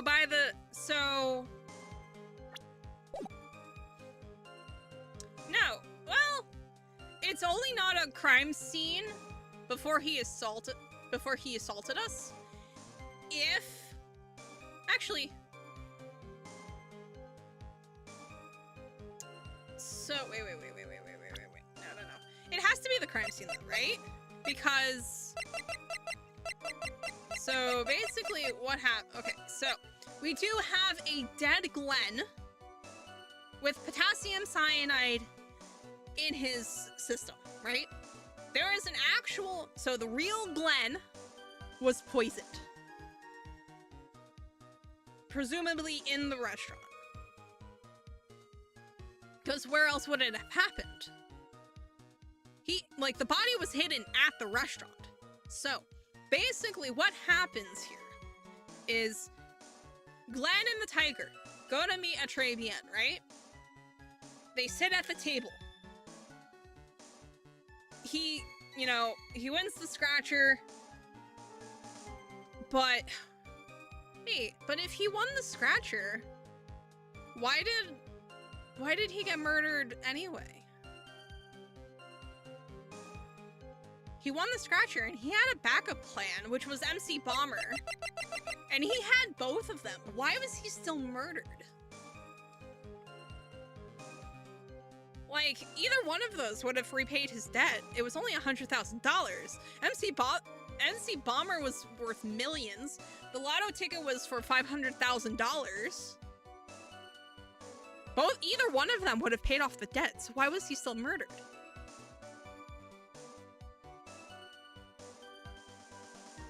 I guess because he didn't have the cash right then and there, and the tiger didn't want to wait, but at that point, just take one of them and just sell it yourself, right? Like, cash in the lotto ticket yourself, and, sell MC Bomber. Like, we know someone got we know the real Glenn got poisoned here. Because unless Armstrong is lying about hiding the body, which, given we found the ear medication in the kitchen is slim, then this has to be a crime scene twice over. First, when Glenn was murdered. Then, later on, his murder was staged. Well, was, recreated to create a different case, basically to hide the original crime. And then when we were assaulted over the medical papers.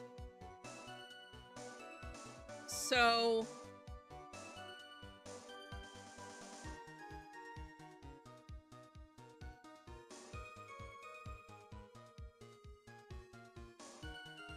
but yeah, no, Trebian has to be the crime scene, right? There's literally nowhere else he could have been. Let's see. But what is wrong? But basically he's claiming he's walking in as the cops, walking in and then out again as the cops are arriving at the scene. They didn't arrive at Trebian until 2:40. But the real murder had to have been a whole hour earlier, right? So we're trying to prove, the problem here. So basically he's claiming he arrived at the scene of the second, after the second, quote-unquote, second murder happened, right? He's claiming to have arrived to witness the staged murder. Well, the staged version of the murder. So how do we contradict him? How do we prove that he was actually there earlier? How do we prove that he was there for the actual murder, not the staged one? Because I was considering, so I tried this one. And it's like, oh yeah, no, because, you know, Millionaire Radio was at 1:30.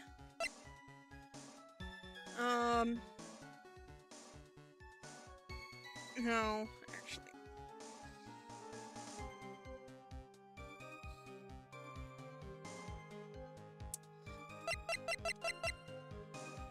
So, let's see.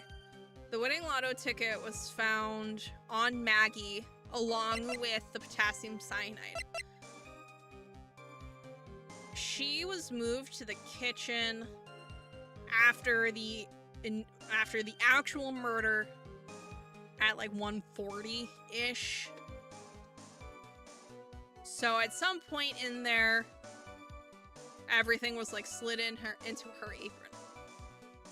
So how do we prove that he was there? Now, so I was trying to claim that he wouldn't have been able to see the back of the victim and get a matchbook at the same time because the angles just don't work. Like, there's a wall, there's like a legit wall there. Like, it doesn't work.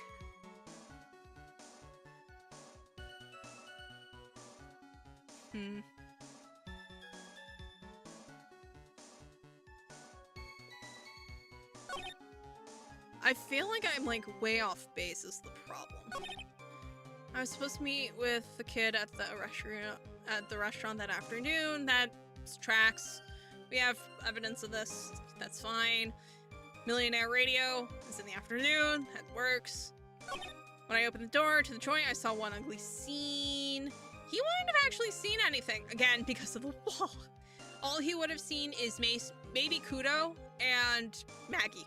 Maggie would have been passed out on the floor. If he actually walked in there when he claims to have. Unless Maggie had, of course, been, you know, moved to the kitchen by Armstrong after she fainted. You know, in time for the fake murder, you know? Well, staged murder. So, how do we prove? So, when I opened the door to the joint, I saw one ugly scene, and then he goes and he says this. It's like literally impossible for this. It's literally impossible for this to have happened. He literally cannot see the scene from the door. Okay, so we just had it in the wrong spots. We had it in the wrong spots. I'm so mad. I'm so mad. Because I had the right idea. I just was driving myself like in circles and I had it in the wrong spot. I hate everything. You're something of a loan collecting pro, aren't you, Mr. Tigre? No one escapes the tiger's clutches. Well, I'm something of a lie detecting pro. And no one escapes the phoenix's clutches. I think it's time we get something straight. What's this, Troy? A new line of irrelevant questioning? These are the floor plans of the crime scene. You say that you were standing at the entrance, Mr. Tigre. From there, your field of vision would have covered an area something like this. Indeed, the witness would have had a clear view of the victim's seat. Isn't that what I just said? I saw the back of the kid's head. There's a wall. Unfortunately for you, that is not possible. If the court would think back, you'll remember that between each of the tables is a tall partition, and this one is actually like a wall. Why, that's true. Now look at the plans again. The truth is painfully obvious. From the entrance, the field of vision of any customer walking in ends here. So, from the entrance of Trevian, you couldn't have seen the victim's seat. But you did see the victim that day because you met him. Wrong. Have you forgotten the old man's testimony yesterday? The victim was alone at his table. But the defense just proved that point to be moot. The victim witnessed by Mr. Kudo was not Glenn Elg, but a fake. What? In order to have Mr. Kudo falsely testify, the real killer posed as the victim he had just killed and acted like out of charade. Ooh. Clever. Okay. I'll do. This trial has gone on long enough without the obvious question being answered. Who exactly was this real killer who impersonated the victim? You say the killer murdered Glenn Elk. and then impersonated his victim in a performance for Victor Kudo? In that case, Mr. Wright revealed the identity of the criminal to this court. Take that! Obviously, the killer is Furio Tigre. No one else could have done it. What? Well, witness? Now that's cute. You just think you can pin this on the tiger? Maybe you just don't understand. So I dare you to say it again. Come on, you got the guts? You can't threaten me, Mr. Tigre. It's the defense. Go ahead and tell the witness, Mr. Wright. We've ducked under the table. Mr. Wright, sounds to me like it must be you, old man. You've got guts, I'll tell you that. Mr. Wright, don't leave me to handle this alone. Perhaps I can end this embarrassment. Mr. Kudo. Let's just go back over Mr. Kudo's testimony one more time. The old man didn't just see the victim. Oh, no, no, no. The serving girl brought him a cappuccino, but she put something in it. There's no question about it. She very conspicuously put some white powder in there. Was the victim he saw the real victim or not? That doesn't matter. Fact remains, he saw the accused put the poison into the coffee. Yes. Ooh. Very impressive, Mr. Kudo. Waiting for my absence to launch your attack. What is going on? Found your pen at last, Trait. It was in my pocket. Ahem. But anyway, Mr. Kudo witnessed two people that day. He saw the victim, the supposed Mr. Glen Elg, and the waitress from behind. Yeah, your point, Mr. Wright? I think the conclusion is obvious. If this Glen Elg was really the killer in disguise, then surely it's possible the waitress was also part of the show. What? You mean the waitress was an imposter as well? The defendant, Miss Bird, fell unconscious immediately after the incident. And someone used her fainting to hatch an elaborate plan to pin the murder on her. Who on earth was it? Who was this waitress? Take that! Who is this woman? Her name is Viola Cadavarini. She's an employee of Tenderlunder. You's making a big mistake. Do you know who Violetta's grandfather is? You better be going home in an armored truck tonight if you know what I mean. Stop shaking, Nick. Where was I? Yes, the defendant, Ms. Bird, has stated the following. Well, when I took the coffee over to the victim's table, it's true there was another customer in the restaurant. She was sort of creepy, and she had kind of a cackling laugh. There are just too many contradictions in this case. The second man at the victim's table, who nobody but Ms. Bird seems to have seen. The earpiece worn by the victim in his left ear when that eardrum was ruptured. And the radio show he was supposedly listening to half an hour after it was over. There's only one logical explanation that clears up all of these contradictions. The whole incident took place twice. Once for real, and once for show. And Mr. Furio Tigre, the only person who could have committed the crime, is you.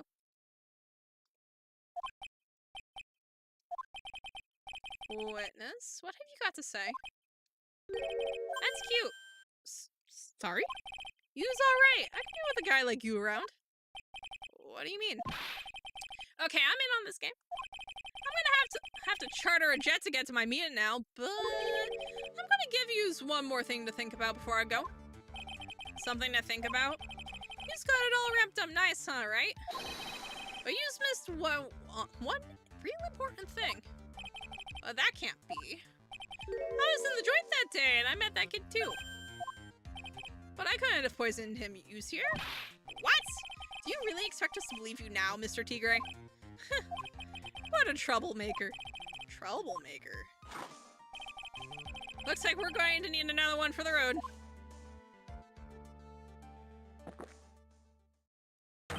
One more steaming cup of hot testimony. Oh my god. Indeed, witness, you will explain yourself to the court. I will give you one more chance to testify. What happened that day at Trebian between yourself and the victim? This is gonna be suffering. Suffering! Yeah, I loaned El Cash about $100,000. That day, we was due to have a little chat. The kid had hit his payback date, see? So anyway, he tells me he's got no way to pay up. I'm about to fly on the guy when he starts screaming. Yes, I won $500,000. You got lucky, you know? Real lucky. If that waitress hadn't done what she'd done, everything would have been over. Now, I see that the principal amount you loaned to Mr. Elg was $50,000. Yeah, well, you've got the big to take into account. Interest builds up fast, you know? That's faster than fast. $100,000 is twice as principal. And the repayment deadline was December 3rd, the day of the incident in question. Yeah, he was one lucky kid. He got that $500,000 just in time. I ain't have no reason to kill the kid. And if I ain't got no motive, you ain't got no case. His motive? He has to have one, but what is it?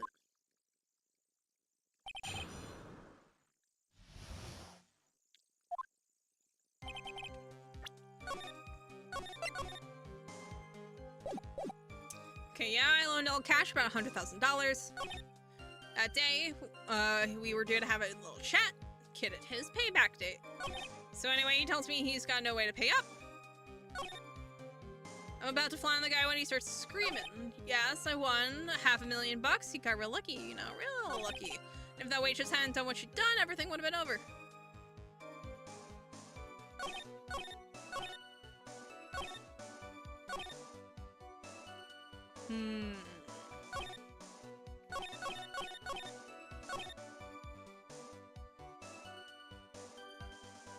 I want to see what happens. How much did he have left on his debt? You want it in round figures? About $100,000. That's the whole amount. We're talking about a guy who had 58 cents in his wallet. What? You telling me he wasn't even going to pay for the coffee? He certainly seems to have been a brave man, this Mr. Elk. That guy was smooth, I tell you, real smooth. You'll have your money in less than 5 minutes. That's what he says to me.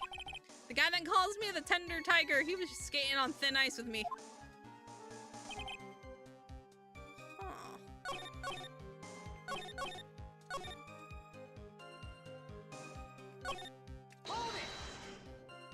The waitress, you mean? The girl with the glasses in the defendant's chair, who else could I mean? If she hadn't gotten in the way, things would have been bada bing, bada boom, over and done with. Maybe I should push a little on this? Yeah. What exactly are you implying the defendant did? How about you go ask Flores about that $500,000 ticket? She wanted it so bad, she poisoned Elk's coffee. A likely theory. Your word hasn't held water lately, Mr. Tigre. Objection. Let's not forget this witness was actually at the scene, Wright. Well, I don't exactly agree with some of the deals I send down. I'm gonna be there when the cops showed up, so I split. I see. Your Honor. The witness's last few statements are worth a good 2 cups of coffee. I concur, Mr. Godot. You will amend your testimony accordingly, witness. So that's what you used after Phoenix, right?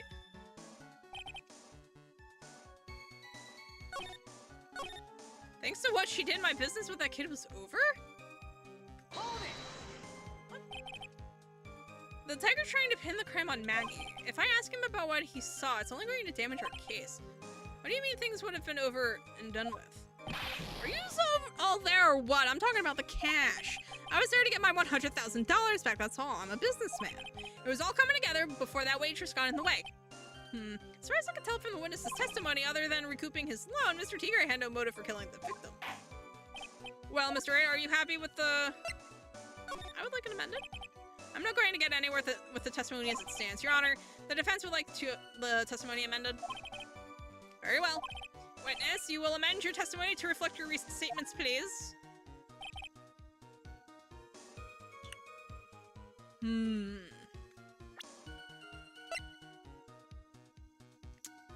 Or maybe he did. Hold it. Are you saying you had no other motives that day? Yeah, so what? Then why didn't you take the lottery ticket when you left? Why do you think? Because of Flores over there? Because of Maggie? How about you go ask Flores about that $500,000 ticket? She wanted it so bad, she poisoned Elk's coffee. Okay, so we're looping on that. A likely theory, blah, blah, blah, blah, blah. And then Godot is going to inject.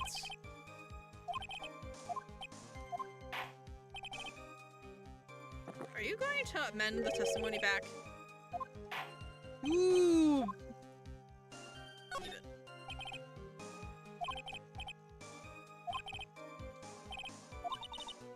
So the tiger was meeting Glenn Elg to get his money back. If Mr. Elg had just given him the lottery ticket, that would have been the end of it. Yeah, so what's the tiger's motive? This is the big one. If I don't manage to undermine this testimony, it's all over for us. Why would he have... What? Why would he have to poison Elg? And why did he loan him the money in the first place when he knew he couldn't repay him?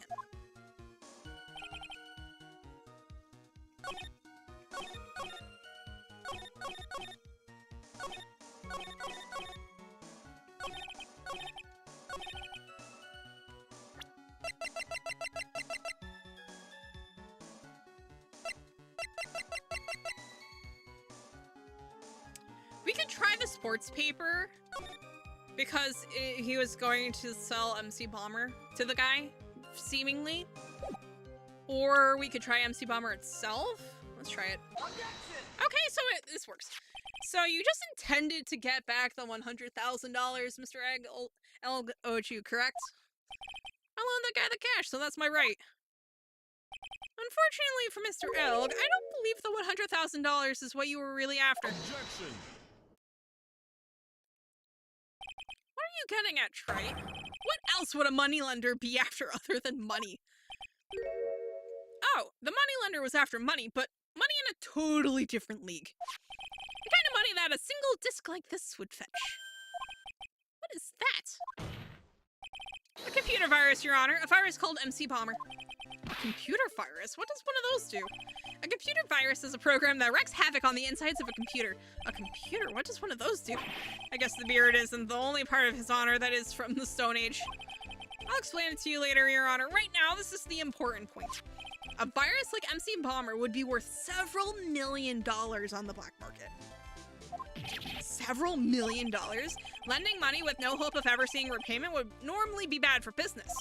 But in this case, the very fact that Glenn Elg had no way to repay the money is crucial. What? Glenn Elg was a programmer, a highly skilled programmer. That skill was the collateral Mr. Elg put up in order to borrow the money. Objection. You're trying to suggest the witness's motive was to get hold of that program? Exactly. The witness may have poor fashion sense, but he is by no means an idiot, Trace. A man like him could get his hands on $1 million without resorting to murder. Of course he could, provided that he had time. But what if he had needed the money right then? When the pressure's on, the luxury of choice tends to disappear. It seems you have a logical conclusion for this theory, Mr. Wright. Would you care to share it with us? Why did Mr. Tigre need money to the tune of $1 million? Take that. In December of last year, you found yourself in need of a huge amount of money. About 6 months ago, you were involved in a traffic accident, weren't you? An accident involving a car and a scooter in which a young woman was injured. She was taken to the hospital where she underwent surgery. How much it is do you just know? These medical papers document the treatment of the young woman in question. According to these, her operation cost $1 million. And yet, when the payment was due last month, you somehow managed to pay it in full. $1 million? A preposterous sum. Someone should sue these HMOs. No one would pay a bill like that. If the medical association got wind of it, the hospital would wind up as dead as a morgue. But Mr. Tigre had no choice but to pay, because his very life depended on it.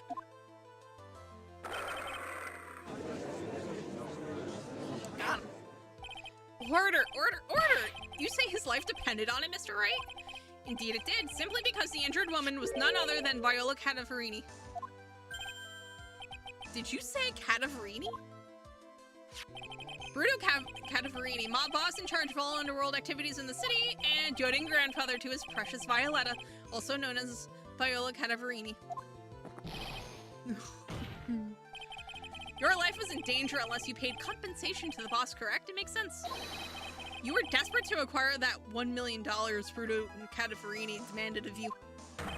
So desperate, in fact, that you decided to sacrifice Glenn Elg's life to pay your debt. Sounds about right. On the day of the murder, Mr. Tigre's sole intention was to get his hands on the CD. Glenn Elg had no way of paying back $100,000, and Mr. Tigre knew it. But then a miracle happened. The kind that Mr. Tigray would have preferred to say never happened, but he can't, and neither can I. The lottery win? Exactly. At the 11th hour, Mr. Elg won $500,000 on the lottery, which left Mr. Tigray with no way of getting his hands on the all-important CD. At least, no legitimate way. Sprinkle, sprinkle, sprinkle. Just salt bathe the cyanide in. So you're resorted to illegitimate means. That's crazy. He murdered Glenn Elg and then made his next move, to frame Maggie Bird for the crime. Mr. Tigray posed as Glenn Elg, while Viola Cadavarini played the role of Ms. Bird. And then they reenacted the whole thing in order to establish a witness. The witness being the one we all heard testify yesterday, Mr. Victor Kudo. Objection. Like I said, Trey, that's crazy. No one could pull off a stunt like that.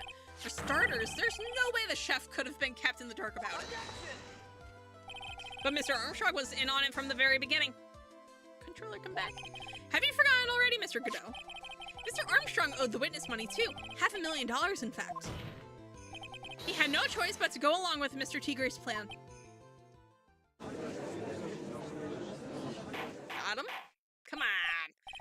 Order silence or I will clear the courtroom. Did we get him? Yous put on a good show, Spiky. If yous want to stay alive in the loan shark business, you gotta be careful. You saying I dressed up like that kid, created a witness, and framed someone? If I did something crazy like that, I'd leave a trail as bright as my shirt. I ain't dumb enough to do something sloppy like that. I agree. You do? Despite your appearance, you are very careful. That's why you took one more precaution.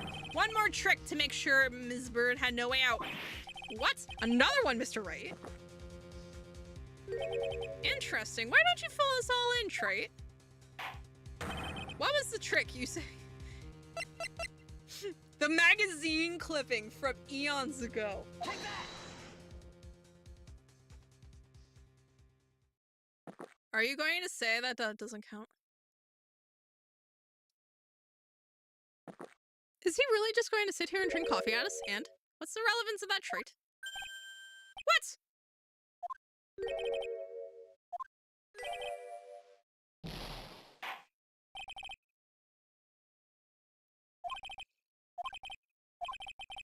Excuse me?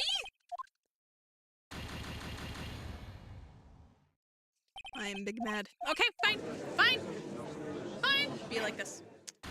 You. I hate this game. I hate this game. I hate. Okay, no, I don't hate this game.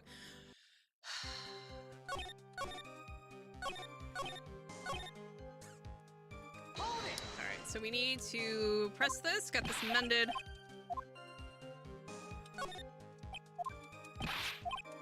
Objection! Come on. Objection!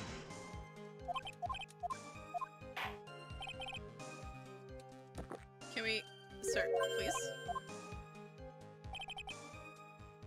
Alright, thanks to what you did, my business with that kid was over. Trying to pin this crime on Maggie. Alright, come on, come on. Have it amended.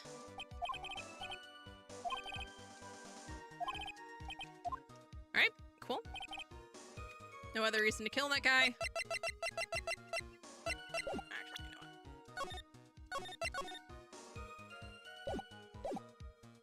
And then this is the reason to kill the guy.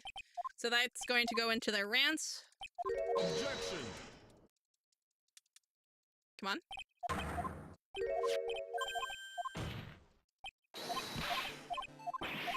Alright, come on. Objection! Come on, guys. Argue faster, please.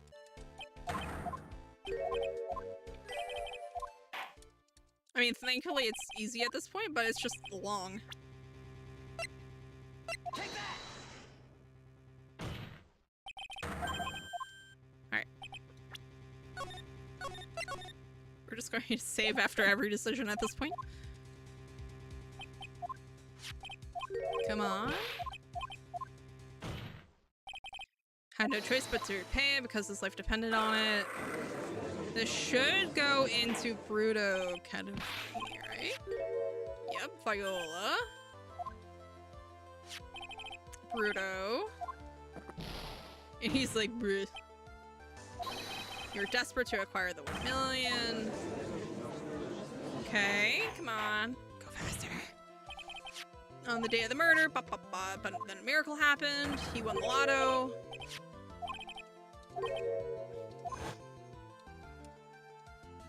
Salt pay the cyanide into the coffee. Okay, let's go, let's go. And they resort to illegitimate means. That's crazy. We're gonna save now that they've talked our ears off for 2 million years. Frame Aggie. Poses Glenn. While Viola played this waitress so he could see. Objection. Like I said.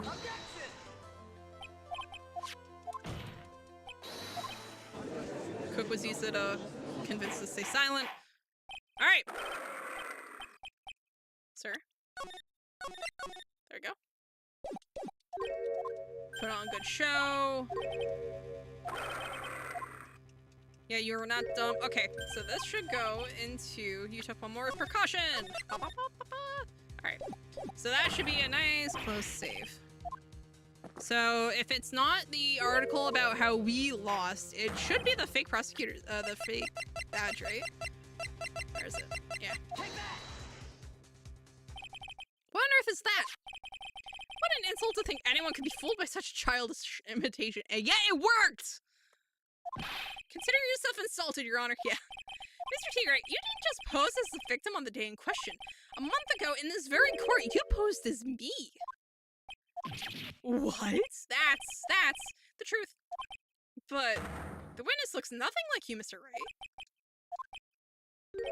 Although, now that I think about it, it was you, wasn't it? No doubt it was you standing in here this very court a mere month ago. The Phoenix Wright who put up the most disreputable, shabby defense I had ever seen.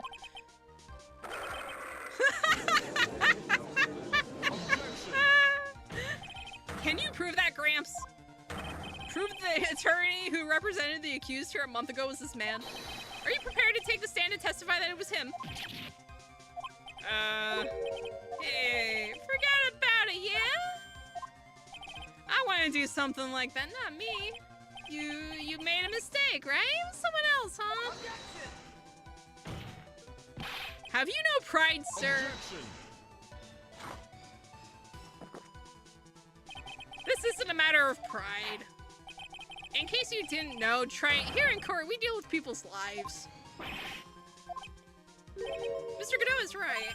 Your Honor, speaking for myself, I am absolutely convinced the attorney in question was the witness standing before me now. However, I preside over this court as the judge, with the vested power to hand down a verdict. Someone in my position cannot be swayed by a memory without evidence to support it. Bruh. If the defense has no further evidence, the court will now excuse the witness. The circumstances surrounding Mr. T. Gray are dubious, sure, but not conclusive. But we've come so far. You say he impersonated Glenn L. You say he impersonated you, but none of that adds up to a murder charge. You don't have a shred of evidence that the witness poisoned the victim's coffee. So, about that... Huh. Sucks to be you, right? Is there only... No, there's two. There's gray judge, and then there's blonde, the cookie cutter version of judge. Yeah, there's exactly two judges in this courtroom, in this courthouse. The judge and his apparently either beard dying or younger twin brother. Don't mess with the tiger, you're gonna get mauled, you've got that? All we managed to do here was chase him around a bit, but I was so close to getting him to admit his own guilt. Huh. Looks like I won't be needing a refill.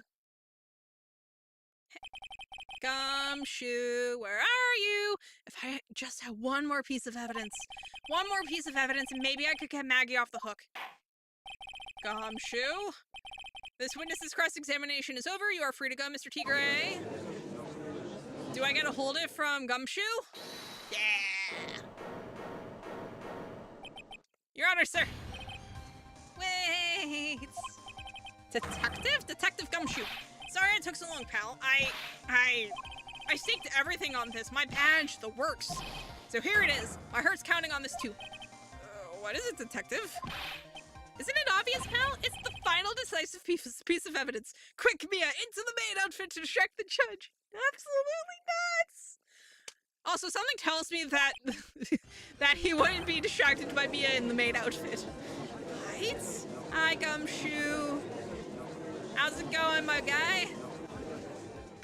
How's it cracking? Sorry it took so long, pal, but I finally got the results from the lab. The results? About the prince, pal, from this medicine bottle. Oh, so? Do you know who the prince belonged to now? Do you think I'm some kind of hack detective? Of course I know. So, tell us, sir, the tiger's right? I knew it. You bet. Clear as crystal all over the bottle. The Furio Tigre's paw prints, all right. That's great. We've got him now, Nick. What's wrong with you? You've hardly said a word since Detective Gumshoe got here. He's laid everything on the line for this, Nick. I know. Look, I'm sorry. This is kind of hard to say, but it really doesn't make any difference whose prints are on that bottle now. Huh? What? Why not? What we need to produce at this stage in the trial is irrefutable evidence that the tiger put poison in Glenn Elg's coffee. He's already admitted that he met the victim. The fact that his prints are on this bottle, that really doesn't make any difference now. I knew it. Great. No matter how hard I try, I'm never of any use. Hey, don't be so hard on yourself. This was our last chance to help Maggie, and I've been working on some useless pieces of evidence the whole time. It's alright. I'm a real loser. It's not breaking news to me, pal. Detective? Gumshoe? Maggie! You've been working on something for me? Sorry I let you down, Maggie. I know you didn't do it. And I'm a detective! We're supposed to be able to prove stuff like that. I'm really sorry. I'll get out of here now. Detective Gumshoe, wait! He's gone. Isn't there anything we could do now, Nick? I wish there was. Gumshoe worked so hard to get that evidence. If only there was some way I could use it. Small bottle put into pockets.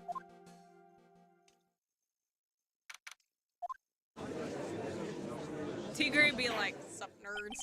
Alright, Mr. Wright. Yes, Your Honor. I granted you a recess so you can prepare this decisive evidence you've discovered. Yes. And Godot's like, Don't keep us all in suspense. Try to show us. Naturally, we can assume it's evidence that will actually stand up in court, can't we? Think, Phoenix. Don't let Gumshoe's hard work go to waste. How much more of my time are you going to waste? I ain't been to no court before, but you lawyers sure know how to blow things out of proportion. No doubt, given the nature of the evidence, it will speak for itself. Nevertheless, you will talk us through it, Mr. Wright. Well, I know I can't prove anything new with this evidence. I'm really backed into a corner here, but maybe if he thinks he got me beat, he'll let his guard down a bit. Don't keep us waiting any longer, Mr. Wright. Present this final piece of decisive evidence to the court. Take that! This is the defense's final piece of evidence. Isn't that the victim's? Your Honor, naturally, the court is already aware of the contents of this bottle.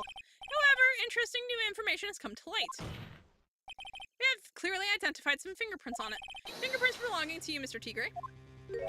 What? But, Mr. Wright, what conclusion are you hoping to draw from this new information? Everyone in here knows... Except one man. One person in this courtroom should theoretically be in the dark. My prints are on that pansy-looking bottle. Is that what you're saying? Well, what the hell's in it anyway? A phony trial, a phony lawyer, and phony clues. Everything about this case has been phony.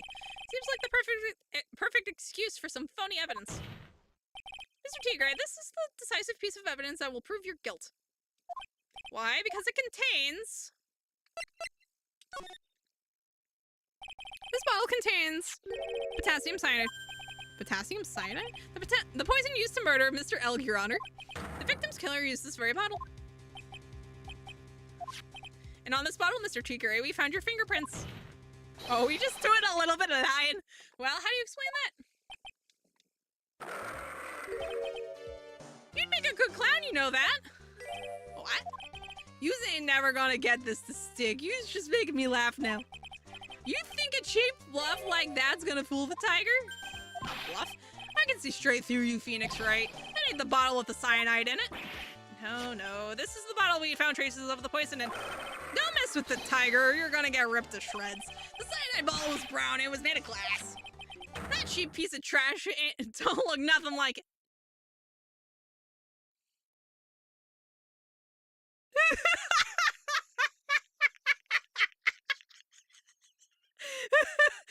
Everyone's like, you stupid idiot. Got him at last. What? Why is everyone gone quiet? I said that bottle. Is this the bottle you're referring to? Yeah, that's it. That's the bottle the cyanide was in. But you ain't gonna find my prints on that bottle. Don't let that cozy looking suit fool you people. That lawyer's just playing games. Tell him, Mr. Prosecutor. Tell that guy where to go. You still haven't figured it out. Don't you realize what you just said? What I said? What did I just say? You were summoned to this court for the first time earlier today.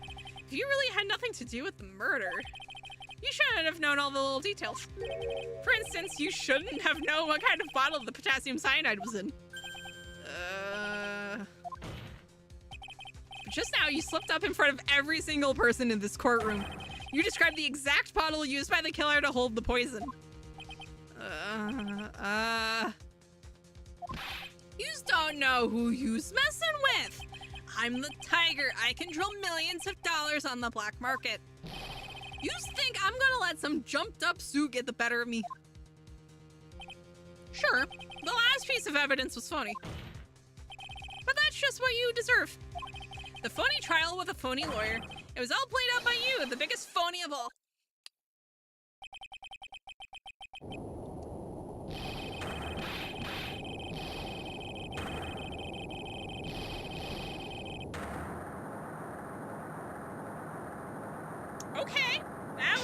Okay, that was actually kind of sick. I think he just passed out. Or the game crashed. Oh.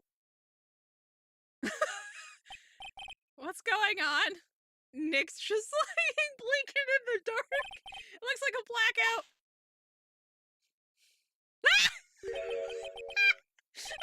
Kado's face are just...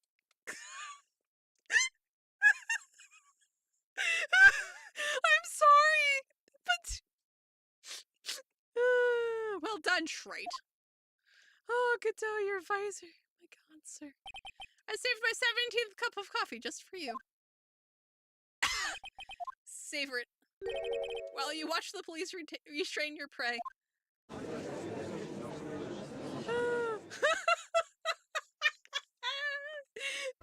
Oh no, the visor looks so goofy in the dark. Oh no, I know he can't see, but oh, it looks so goofy. It's just a hamburger menu floating in the dark. Oh no. Mr. Wright, you caught a tiger by his toe, but if this one hollers, he won't be let go. Now then, how are things going with Mr. Tigre, Mr. Godot? He is being arrested on suspicion of the murder of Glenn L. Your Honor. Fortunately for us, he managed to rectify a very grave error. Ms. Bird was found guilty in the absence of a genuine defense attorney. Yes, she was. And in the absence of genuine evidence. But the tiger made one mistake. Indeed. He very nearly got away with everything if it wasn't for that one slip of the tongue. Furio Tigre is a truly frightening criminal.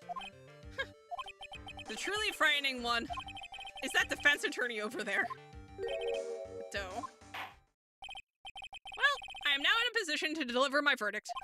This court finds the defendant, Maggie Bird, not guilty. We win! Yay! Look at us go. That is all. This court is adjourned. Love it. January. Mr. Wright, I'm at a loss for words. Thank you, sir. Congratulations, Maggie. I was so mad when Mr. Wright landed me in all that trouble a month ago. But now I feel like I can forgive him. Hey, that wasn't me, Maggie. That was the tiger. Look, Nick, in the doorway. Detective Gumshoe. Oh, guess I'll be heading off then. See you around, Hal. Wait! Detective Gumshoe. Oh yeah. Congratulations, Maggie. thanks. I knew you were innocent all along. Why didn't you say that in your testimony then? Huh? Oh, well, well, I guess. Wait up, detective! He just ran off. Maggie, why are you being so hard on him? He busted his butt for you. It's thanks to him that we got the medication bottle. That wasn't even of any use, but it's only because Mr. Wright used it so cleverly. Detective Gumshoe was just running around in circles. Poor guy. Looks like she still isn't ready to forgive him. Can't you put in a good word for him, Nick? Yeah, Maya is right. I should help Gumshoe out. It's clear he needs it. Maggie, you know, Detective Gumshoe's been really worried about you through all of this. I wanted to believe that, sir. But on that first day of the trial, he practically gave the judge a free pass to lock me up. He didn't have any choice, Maggie. He's a detective. He has to report the facts. He doubted me, that's why. He thought I might have done it. What proves? Both of you are idiots who don't recognize me. You both deserve each other.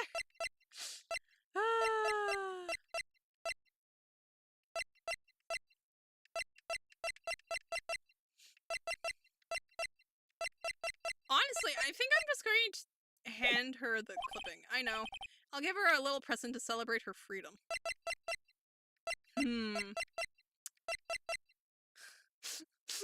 Gumshoe. She doesn't like Wheaties. But we could just give her that.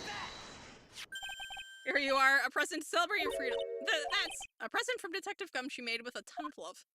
He said you lost weight and he was worried about you. Detective Gumshoe. I actually really like Weenies, you know? Did you guys hear that? I'm pretty hungry myself, you know. Yeah, the trial dragged on a bit today, didn't it? Is it okay if I eat this now? Yeah, go for it. So, how is it, Maggie? It's really good. Honestly, if these two don't end up together, there's a problem. The false allegations surrounding Maggie have all gone, and who knows, maybe a whole new chapter of her life is about to start. I have a bad feeling. I have a terrible feeling. Episode 3, Recipe for Turnabout at the end. Amazing. Alright. Oh my... Edgeworth, sir, did you go and get a new jacket? And also...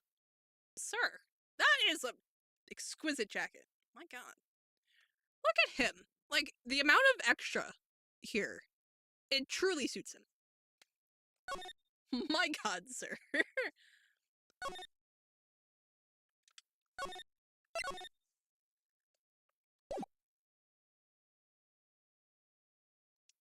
The girl. Let her go. Okay, not gonna lie, that's sick. Oh, is this a silent film? Shut up. Come closer. And I kill her. I think that was in his office in the DLC case, the first game. Oh, yeah. Sorry, but you're not going to get the chance. Bang! Shoo! Into the water. Oh, yeah, you know what? Yeah, no. That was in the case. That was in, like, the, frame. I'm reading through the file of an old court case. It was the first case of my longtime mentor, Mia Fey. Fugitive data? Oh, this is sick. Name, Terry Flawless. Oh, Falls. Kidnapping, murder, sentence, death penalty. After escaping, Falls met with and then murdered Sergeant Valerie Hawthorne, recaptured on Eagle Mountain about 8 hours after his escape. Her very first client was a death row inmate who had recently broken out of prison. That was a whole year before Mia and I ever met. Also, is he in the hospital? Because that looked like an IV next to him 6 years earlier. Ugh, I'm so nervous. I feel like I'm gonna die. I never should have accepted this case. Ah! Good morning. Don't be so jumpy, Mia. I didn't do nothing, I swear. I didn't kill nobody. Terry Falls, my first client. Sentenced to death 5 years ago, and now a prison escapee. Just relax, Mia. Make small talk and try to relax. So why did you escape anyway? I'm sorry, I'm sorry. Oh, Lord. I didn't do nothing. I didn't kill nobody. I never lie. I didn't escape from nowhere. But Mr. Falls, the police just recaptured you 2 days ago. Ugh, sorry. I told a little lie. Oh, boy. But anyway, I didn't do it. I never killed nobody. Sorry for asking, but you're on death row, right? Oh. I'm really, really sorry. They sentenced me to die 5 years ago, but I was tricked, I tell you. That woman, she lied in her testimony. That's why I got the death penalty. I swear it, I didn't kill her. I could never do that. 2 days ago, he escaped from the police wagon when it crashed. Then about 8 hours later, a policewoman was murdered before the police could recapture him. The police believe that Terry Falls did it. After you escaped, did you meet a policewoman? Yeah, I did. She's the reason I escaped.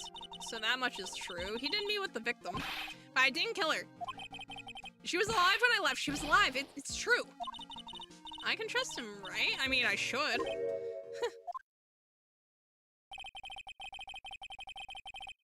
Oh my god, it's Godot. Sir! Hello! What you doing here? You're not going to figure out the truth by just staring at the guy. Why are you here?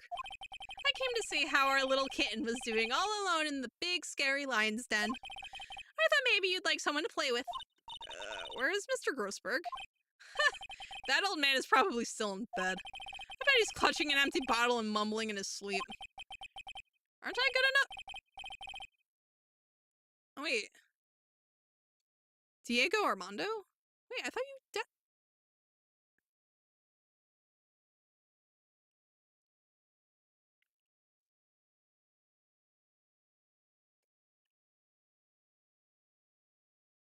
Are Diego Armando and Godot the same person? Because that beard's the same, the piercing's the same, the vest is the same, everything else is a different color. Like the hair and the shirt. Suspicious? I didn't say... So, Diego Armando, the finest attorney at Grossberg Law Offices, is here for me? No, you've got it all wrong. Today, you're the finest. After all, it took an amazing amount of guts to take this case. Imagine. An escaped death row convict for first client. Yeah, thanks. I sure wish I could get out of it, though. Relax, I just heard some good news. The prosecutor for today is fresh out of his diapers as well. Really? However, unlike a certain somebody who I won't mention, he's earned the reputation as a genius since beginning his law career. Genius? Well, it's about time to head in, kitten. What is with this man? That is not how you talk to your coworkers, sir. Sharpen those claws of yours, it's go time. Sir, this is not how you talk to your coworker. A solitary confinement cell for the condemned must be the world's loneliest place. And that's what my client ran away from. Every other lawyer gave up on him, but not me. When I saw those overflowing eyes and heard that simple childlike voice, I just had the feeling that he was telling the truth.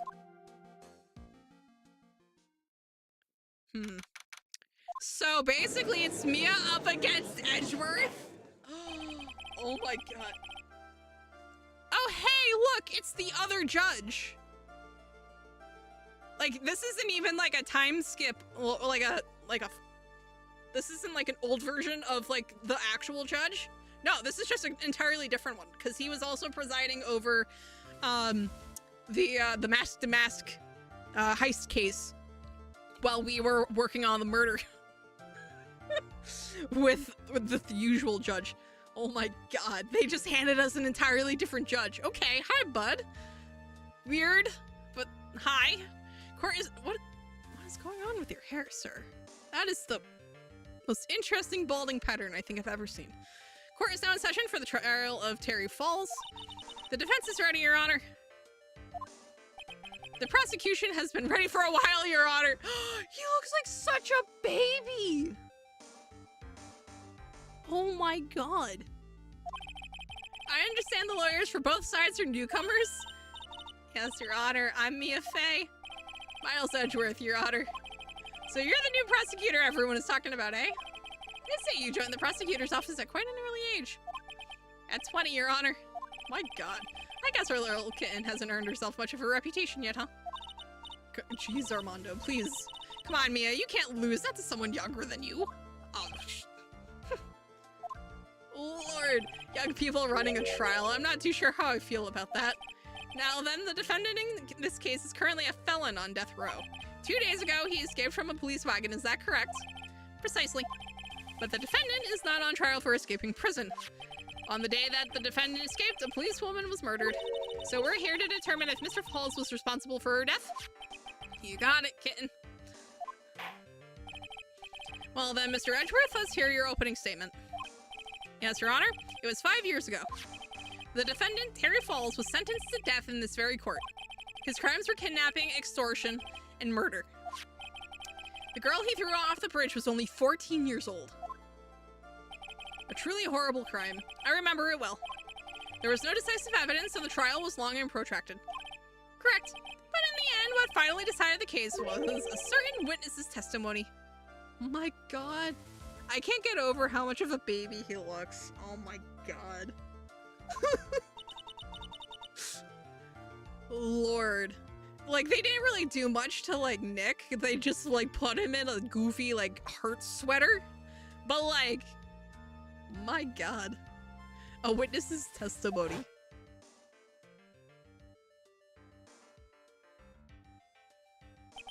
The testimony of Detective Valerie Hawthorne, the person who confronted this criminal. She arrested Mr. Falls at the scene and later testified against him. She said she witnessed Mr. Falls throw this young victim into the river. Wait, she shot someone though. Or at least her gun went off. For those who are not aware, Eagle River is well known for its powerful current.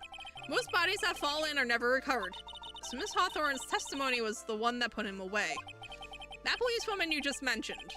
That wouldn't be exactly the victim. The same woman that was killed 2 days ago. Police Sergeant Valerie Hawthorne. Aha, I see. The man who was sentenced to death based on her testimony escaped 2 days ago, with only one thing on his mind, to take revenge against the woman who convicted him. Aha! The truth is becoming clear to me now. Huh? Yes, yes. It's quite obvious that the defendant is guilty. Wait a minute, that's not right. Can I have our usual judge back? This one's extra stupid. Please? At least hear the case before you decide on the outcome, Your Honor. Watch yourself, Miss Fey. I'm not sure I care for your word choice or your tone of voice. Don't touch us, sir. Young people these days simply don't know how to respect their elders. Says you, who is younger than her. Why, you're even younger than me, you hypocrite. Oh, this is going to be hilarious. Now then, Mr. Edgeworth, please call your first witness. I call the detective who was in charge of the initial investigation of this case. Oh my god, it's a baby Gumshoe. Or at least, younger Gumshoe.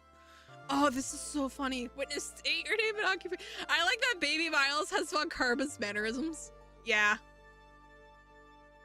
I like that he, like, toned down the jacket after he, like, kind of went out on his own.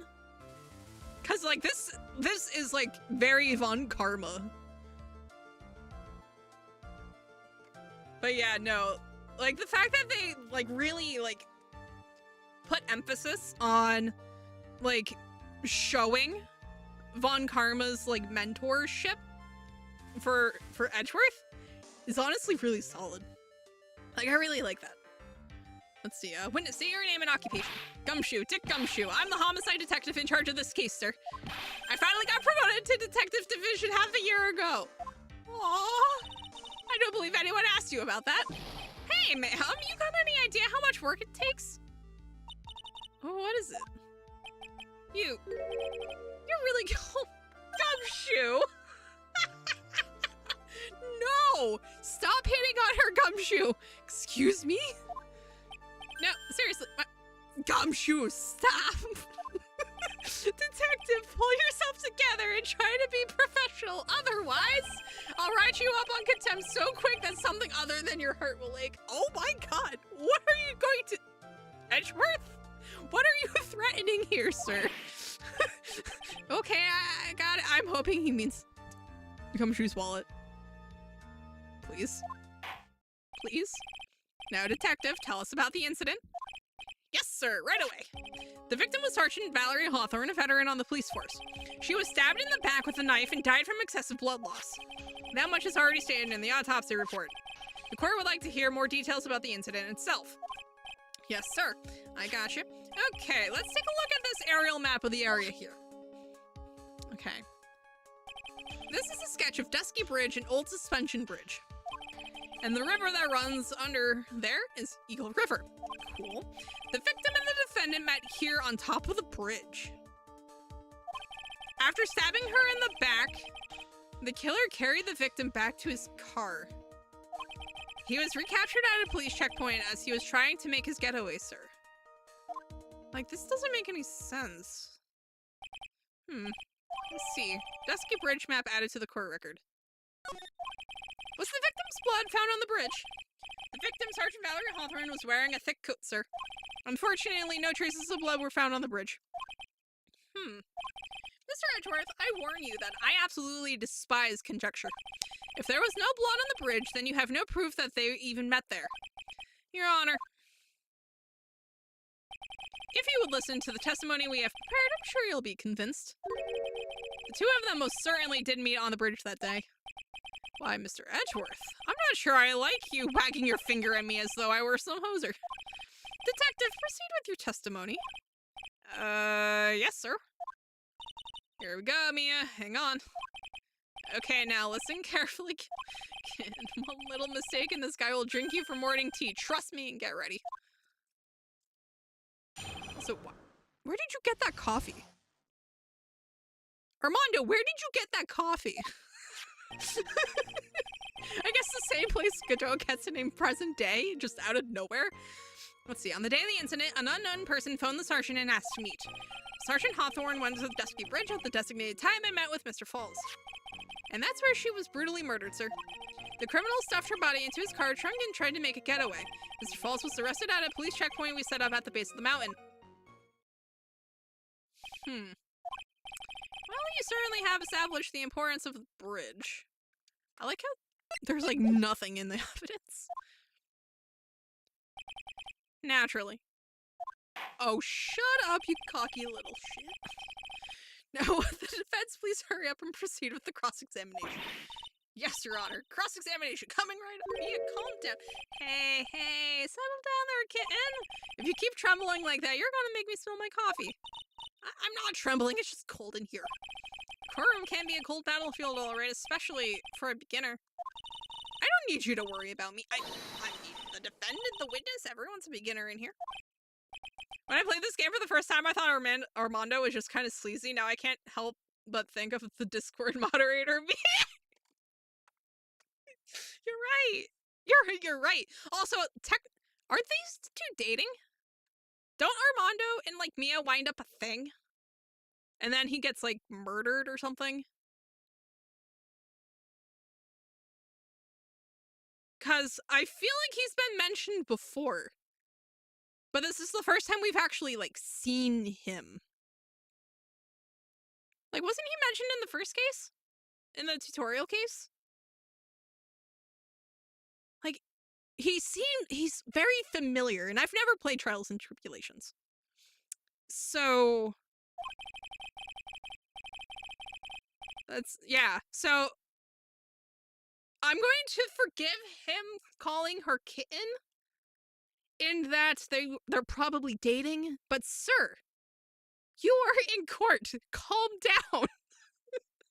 That's not how you talk to your coworkers. Which you are technically acting in, like, you know, that is currently what you're doing. You're currently coworkering.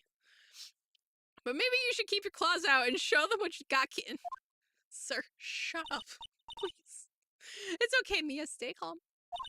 Just remember those court procedure videos you stayed up all night watching? Aww. Having her so wigged out is like, so... It's like, aw. Poor sweetheart, no. It's okay, you don't have to be scared, Mia. You're actually good at this. You're so good, you actually made an attorney out of Nick. On the day of the incident, an unknown person phoned the sergeant and asked me... I just want to see what he has to say on all of this. This unknown person, you have no idea who it might be, right? Sorry, but I'm afraid I do. What? The one who called Sergeant Hawthorne was the defendant, Mr. Terry Falls. What? The defendant called her? Sergeant Hawthorne was a very thorough person, sir.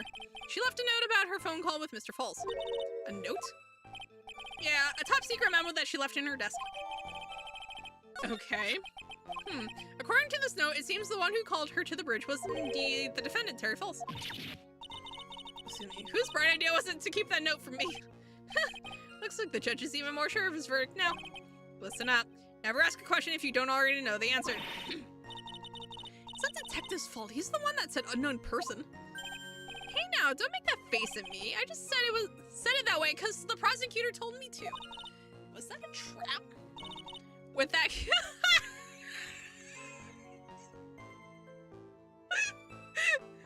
with that cute face, I didn't expect him to be so sneaky.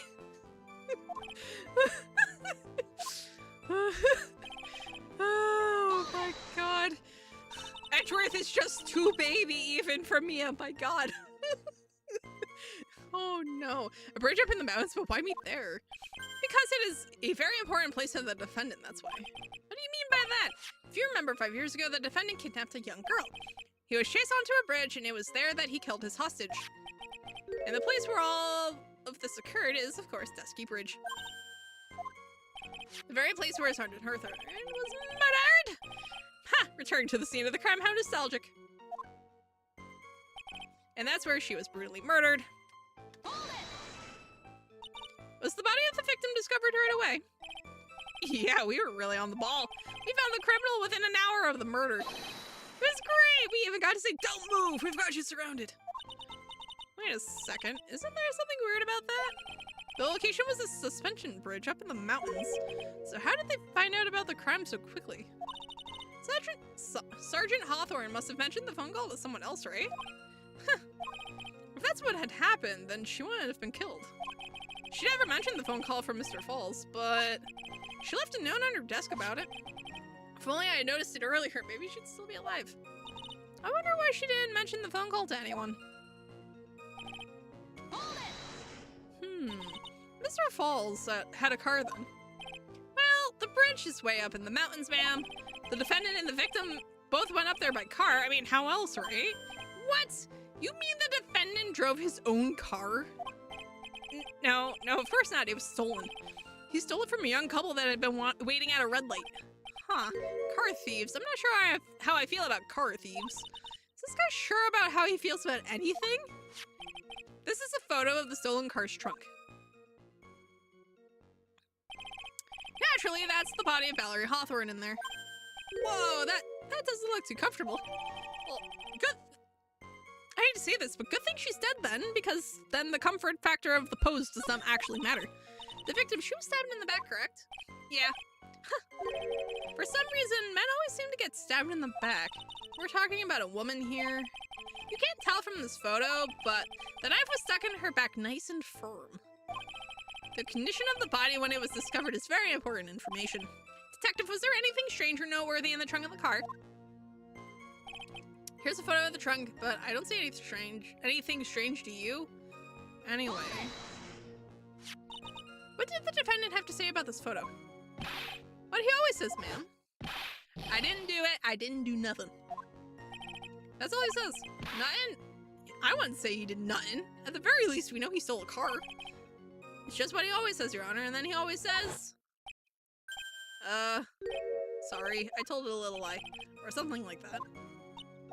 Well, in any case, it seems he was caught and arrested. Precisely. Give me that picture. So the lock on the trunk was broken? So how does it stay closed? If that lock is broken.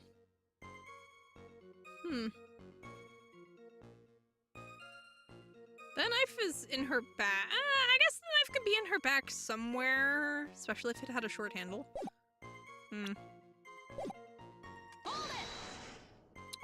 That certainly is some impressive police work. Well, no, actually it was way too close for comfort. We set up that checkpoint just after 5 o'clock p.m. We figured that Mr. Falls might just try to run. What do you mean if it was too close? What do you mean it was too close for comfort? The two of them arranged to meet at 4:30 p.m. And it takes approximately 30 minutes to go from the bridge to the checkpoint. That was kind of close. Any later, Mr. Falls would have slipped right by. Listen up, kitten. There's a big trap waiting for you in that testimony. A trap? Walk into it carelessly and it'll leave more than just a flesh wound. Fun, huh? No, it's not. Well, if you want to have any chance at all, you better get more information. And if you're going to get caught in a trap, it's best to get caught early. You can always look for contradictions afterwards. The ever-famous contradictions. I sure hope I can find some of those. Let's see.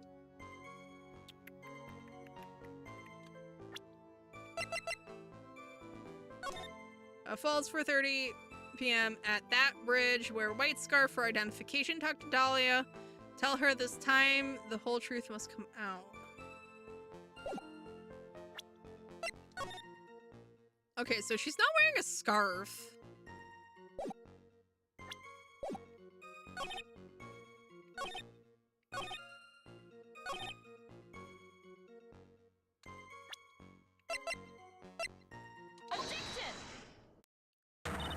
Witness.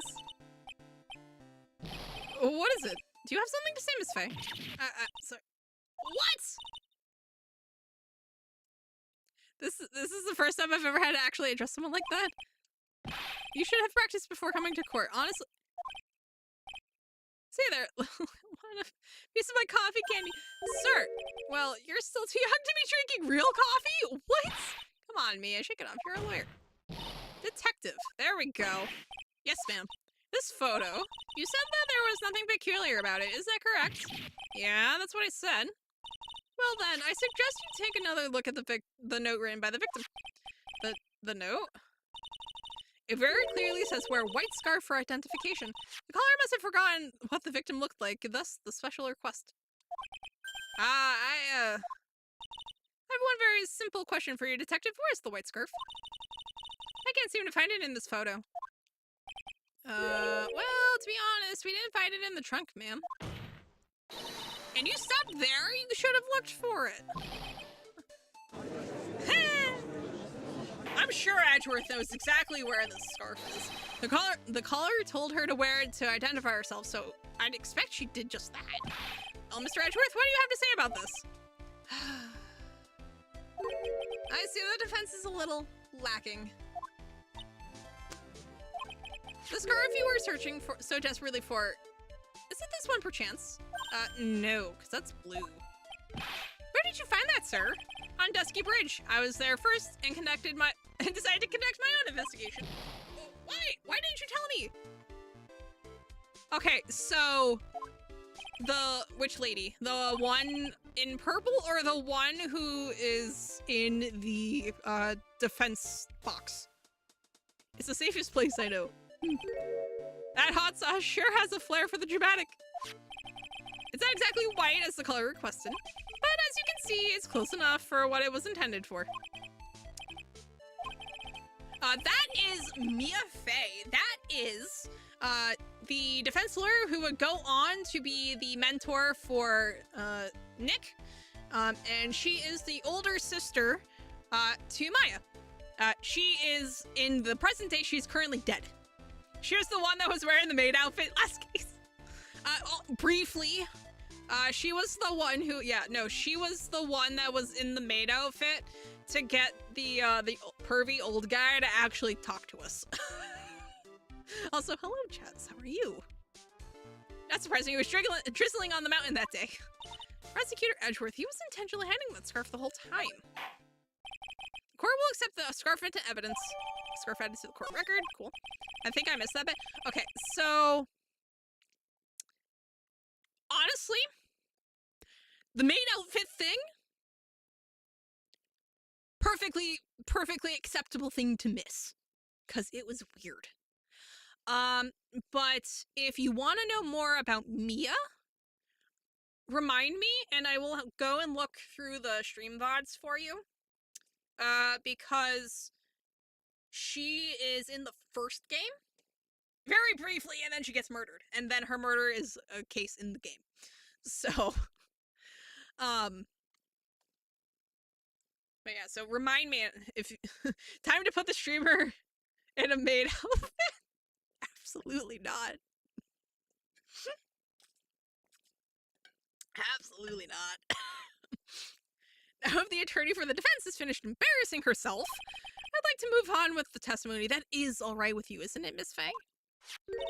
Boy, would I like to wrap the scarf around his smarmy little neck. Oh no.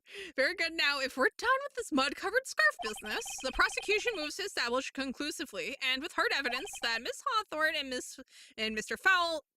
Falls did indeed meet on that bridge that day. Further, we will show exactly what occurred there. Edgeworth, stop gesturing like that. You look like a nerd. Oh no. That sounds quite promising. I can't wait to hear all about it. Everything is moving at his whim. Don't forget, kitten. There's a reason why everyone considers this kid a genius. A genius, huh?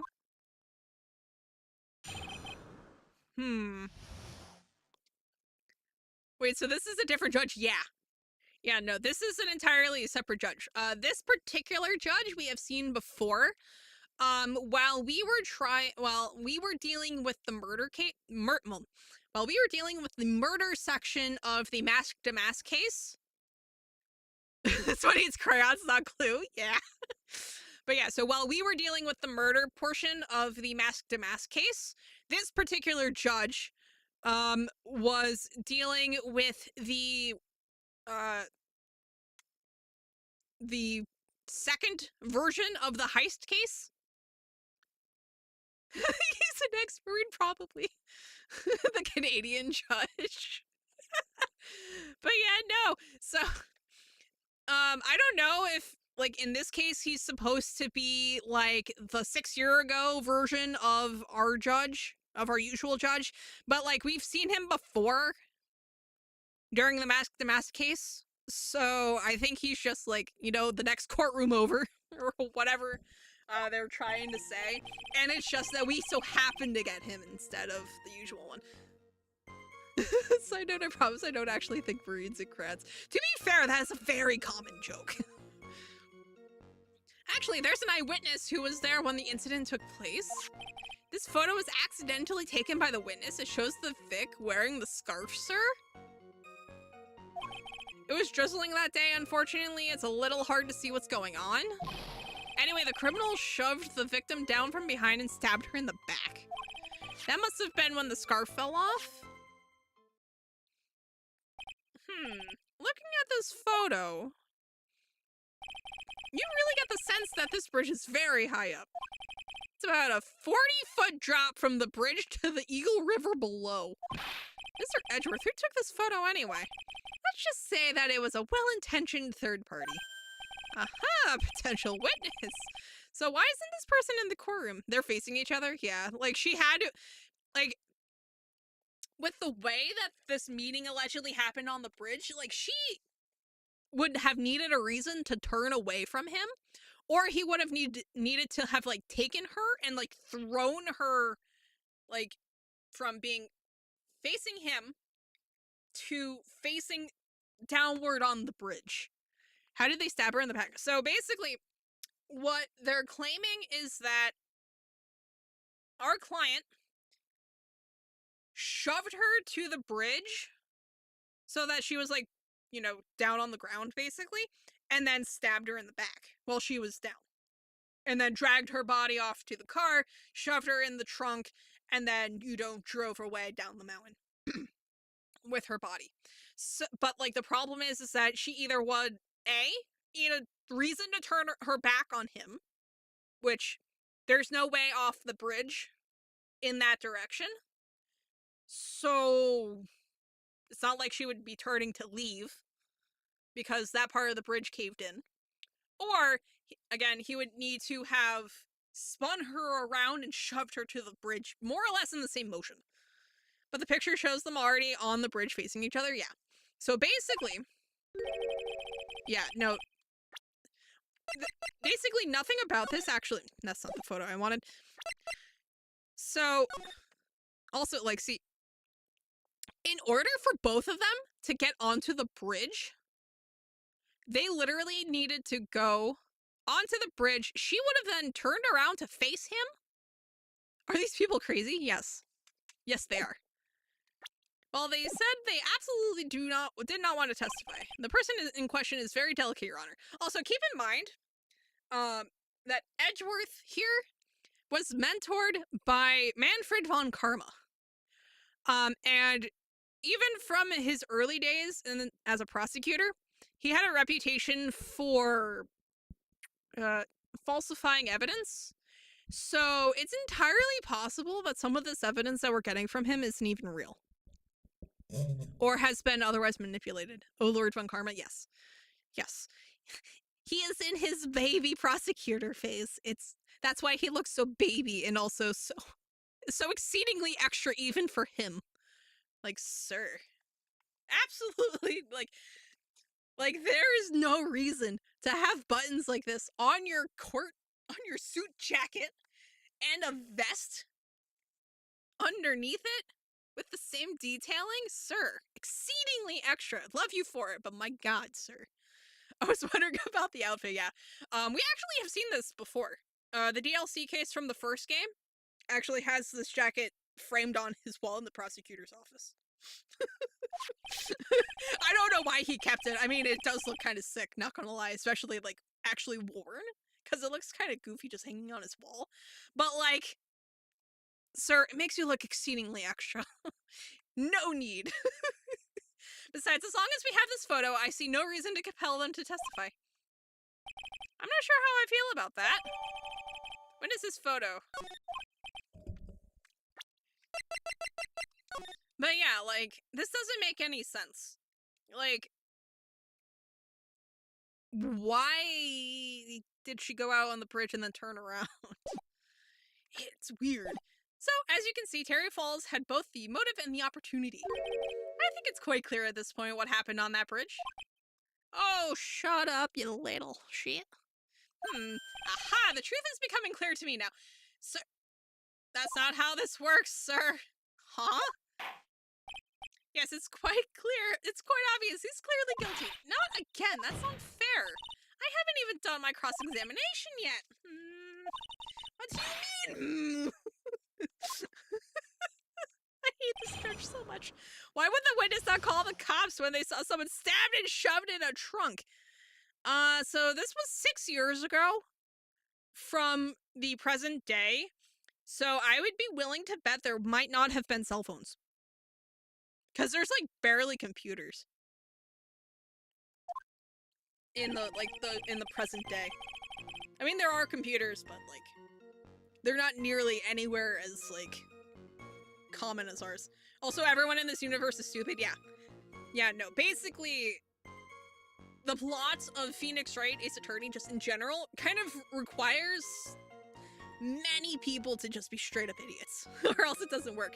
And then they could have gone and told the cops, oh, so, about that, so technically speaking, the cops already know. So basically, what Edgeworth alleges happened, Gumshoe is the cops? Yeah. Gumshoe is the cops, unfortunately. He was made detective 6 months ago. Give him a break. But no, so basically, what Edgeworth alleges happened is that our client called the victim at 4:30 p.m. Well, at 1:21 p.m. February 14th. He wants to meet with the victim at 4:30 p.m. on the bridge that we have a picture of, and told her to wear a white scarf so he could see who she was. She leaves a note for herself to talk to Dahlia and tell her this time the whole truth must come out. And it's like, okay, so who's Dahlia? Because the only Dahlia I know is the one who killed Armando here, who is in the box that... Of the 4 cops we've seen, one was framed for murder, the other is Gumshoe. The other was the annoying guy with a megaphone, and one committed murder. Yeah. Wait. Which... I think the one framed for murder is the same one with the megaphone. Unless you're thinking of a different one. And also, technically, we've met more cops than just them. So... oh, Maggie, yeah. So, we've met more cops than those. So, the one that committed murder was the chief of police. There was Maggie's boyfriend, who was a victim. Gumshoe, Megaphone Man, the cowboy, the food lady, the other murder victim.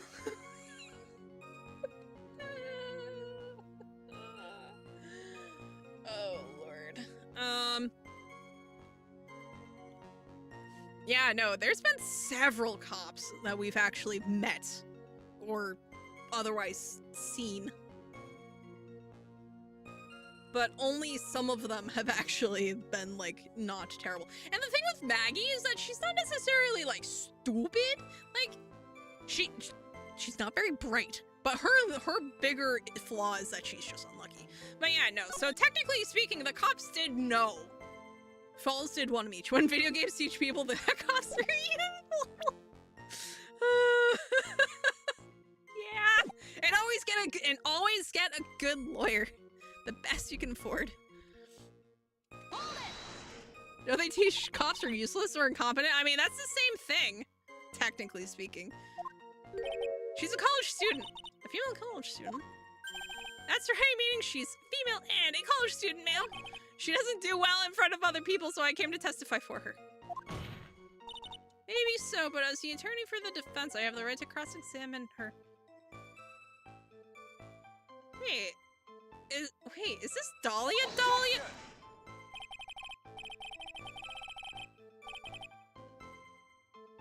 Oh no! Oh no! I think... Oh no. So, the victim is Valerie Hawthorne. And I'm pretty sure, if I'm right, she has a sister named Dahlia Hawthorne, who then goes on to kill Armando, who is currently, goes on to poison a lawyer named Armando, who is currently sitting next to us in the defense box. For reasons previously unknown. Oh, God. Oh, no. Oh, absolutely. No. Oh, no. I don't like what I'm looking at. I don't like this. For the time being, we're not relying on the witness's statement. That is all. What is that supposed to mean? The prosecution has other more decisive evidence. Actually, wait. Talk to Dahlia. Tell her this time the whole truth must come out. Our case doesn't rest on the vague testimony of a female college student. Female college student, eh? It means she's female and a college student, sir. If you absolutely must hear her testimony, you'll have to give us a good reason why. Please tell us about the more decisive evidence in question. How is it accidentally? The victim is wearing a scarf in that photo, alright. So, about the witness who took this photo. What was this person doing all the way in the mountains? She was taking photos of wildflowers, apparently. There are many unusual types of flora on that mountain, Miss Faye. People in the area say it's because of the spirits that live there. Spirits? Now that you mention it, this photo, this cloudy fog-like thing is it a ghost? I don't believe it. No, Your Honor, I don't think it's a ghost. Drizzling, huh? That's right. There was a light rain coming down. The whole place was dreary. Not as dreary as the mood that's in this courtroom right now. Looks like a cold front just moved in. In any case, the point is that the area was quite damp. There was even some fog. I even slipped and fell while I was on the bridge. It was really something. Oh, that's frightening. Because it's 40 feet above a river known to basically vanish bodies that fall into it. Is that part of the witness's testimony as well? Of course it is. He pushed the victim hard in the back and she fell down right on her stomach. I think the picture taker is the actual murderer and you guys catch them and then later they get out and poison him. Well, maybe, but the thing is, yeah, no, that would work. Are you talking about seeing someone get pushed or were you the one getting pushed? Or does it mean that you pushed someone down like that once? With his mind-boggling tales and the way he said brutal, I wonder if he's Canadian. Save your nasty look for the right person. But yeah, so, hey Jess, does he look familiar to you? Am I the only one who thinks he looks like a doe? Just minus the visor and like a few color swaps here. Am I losing my mind?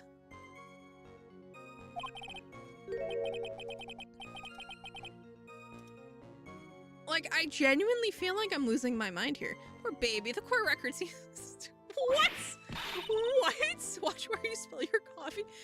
Is it not the same? So this one's name is Armando, but he looks suspiciously like Godot, which is why I'm like,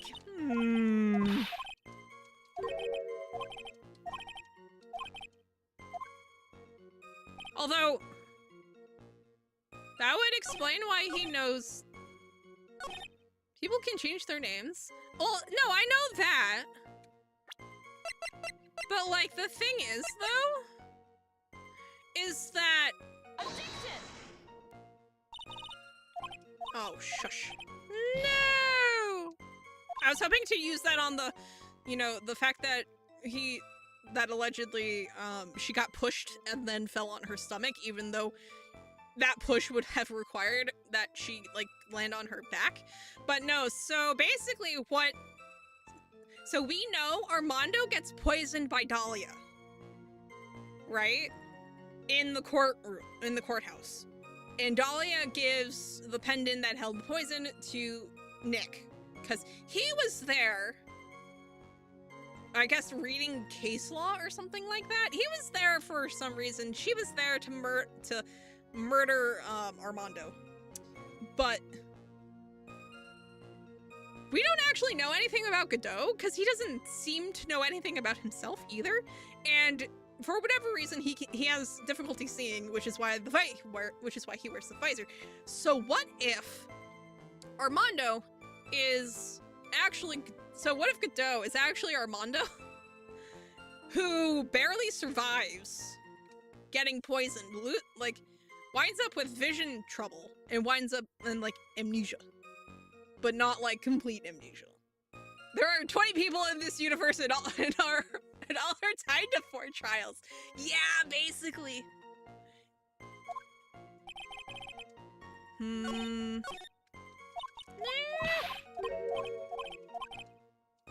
That's not what I wanted.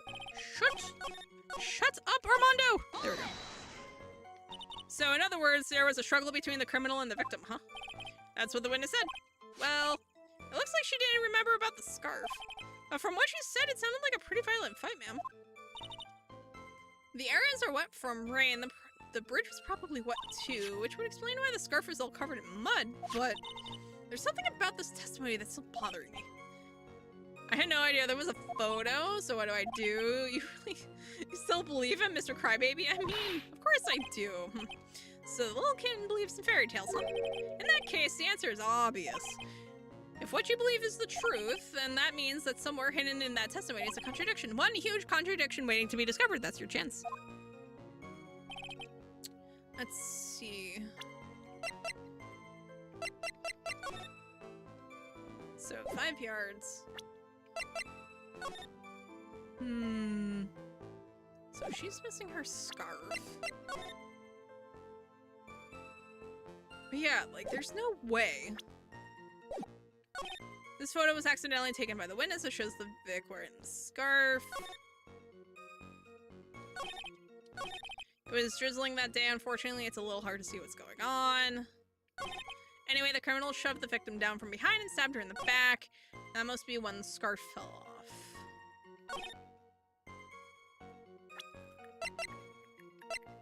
Let's see. Stabbed with a knife in the back. Died from blood loss between 4 and 5 p.m. Allegedly, this was at 4:30. So, allegedly the meet was at 4:30. So unless she died before the meeting, which is unlikely. Actually,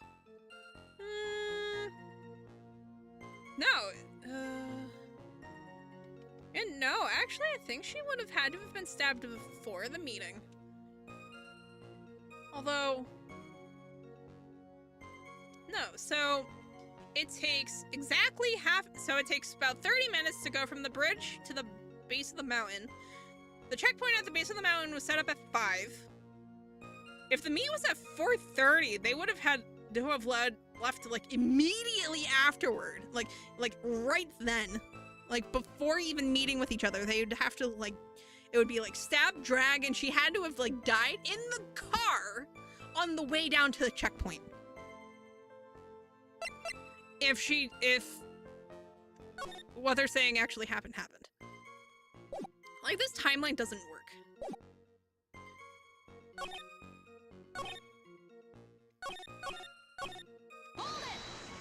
Oh no, this is the whole college student thing. Yeah. Which is why I think this is like Dahlia. Like the one that we put away for murder, Dahlia.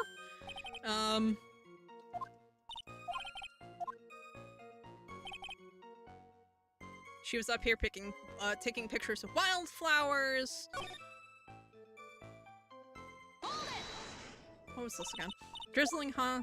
That's right. There was a light rain coming down. The whole place is dreary, but not as dreary as the court. Bad joke. Cold front. In any case, point is that the area was quite damp. There was even some fog. I even slipped and fell while I was on the bridge. It was really something. Okay. So she could have slipped, but then how would she have gotten stabbed? Well, like, where did he get a knife? Is that part of the witness's testimony as well? Of course it is. He pushed the victim hard in the back and she fell down right on her stomach. I remember that happening once myself. It was really brutal. Are you talking about seeing someone get... Okay. And that's where we realize he's Canadian. Let's see if you're necessarily look for the right person. The core record seems to have won itself. Watch where you spill your coffee.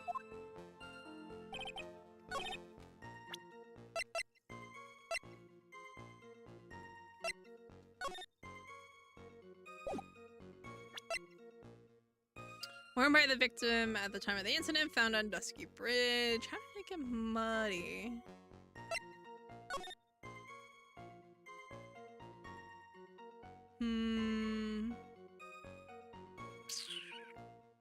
See, this doesn't work. Like, this picture doesn't work. If she was stabbed in the back, how does she go from this to getting shoved in a... Also, where did her hat go? Because she doesn't have a hat here either. So where did her hat go?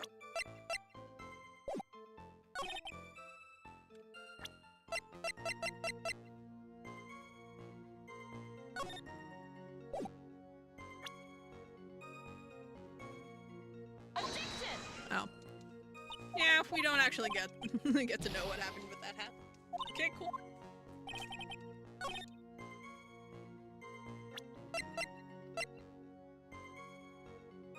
The criminal shoved the victim down from behind and stabbed her in the back.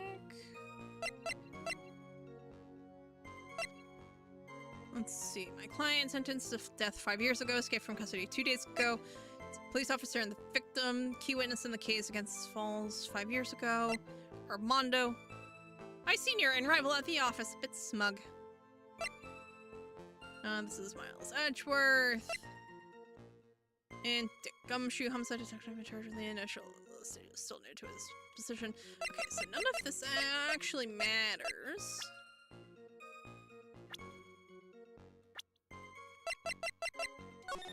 Okay, yeah, that could actually be her, possibly. So, let's see. No, so there is an issue here somewhere. Stabbed with a knife in the back, died from blood loss between 4 and 5 p.m. The river. That's fine. Let's see. That bridge, wear white scarf for identification.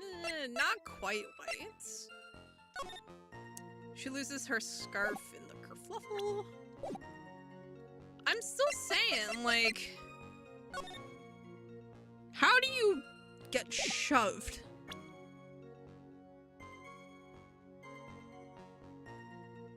I think I already did this, right? Am I losing my mind? Can you talk about the stabbed in the back testimony and the... Well, that's what I'm trying to say. Yeah, that's what this basically just tries. But it, like, doesn't do anything, which is, like, really annoying. Is that part of the... Yeah, so that's part of the testimony as well. Canadian. The court record, huh? Yeah. So he's telling me to go and look in the court record, which is, like, really annoying because it's like I'm looking through the court record. That's what the witness said. Well, it looks like she didn't remember about the scarf, but from what she said, it sounded like a pretty violent fight, ma'am. The area was wet from the rain. The bridge was probably wet too, which would explain why the scarf was still covered in mud. But there's something still bothering me. We could try that picture. Yeah, there's like a contradiction in here, right? There was an eyewitness who... Okay, so...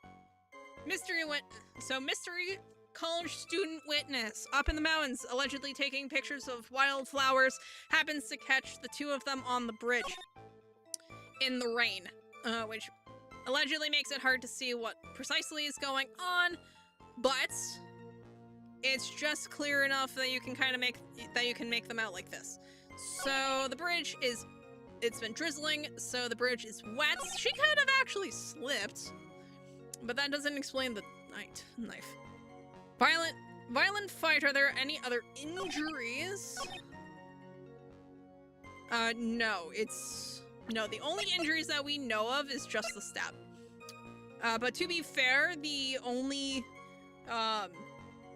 notable injury that made it into the autopsy report was the stab, because that was also the cause of death. She was stabbed with a knife in the back, died from blood loss somewhere between 4 and 5 p.m. So basically, in order for Falls to have killed her and then got caught at the checkpoint, he basically would have had to have stabbed her immediately at 4:30 p.m. when they met on the bridge, and then just immediately dragged her to the car while she was still alive, shoved her in the trunk, and then drove down the mountain. Because it takes 30 minutes to go from that bridge to where the checkpoint was, and they just barely had that checkpoint up when he actually made it to the base of the mountain. Like, the timing is impeccable.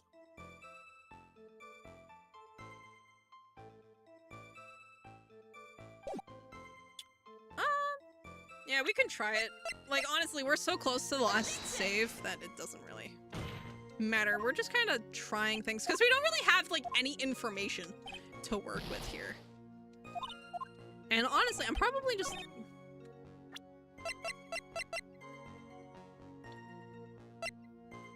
Yeah, well, yeah, so basically there's no additional injuries aside from the stab. Like, the shove was not hard enough to have actually, like, caused any other injuries.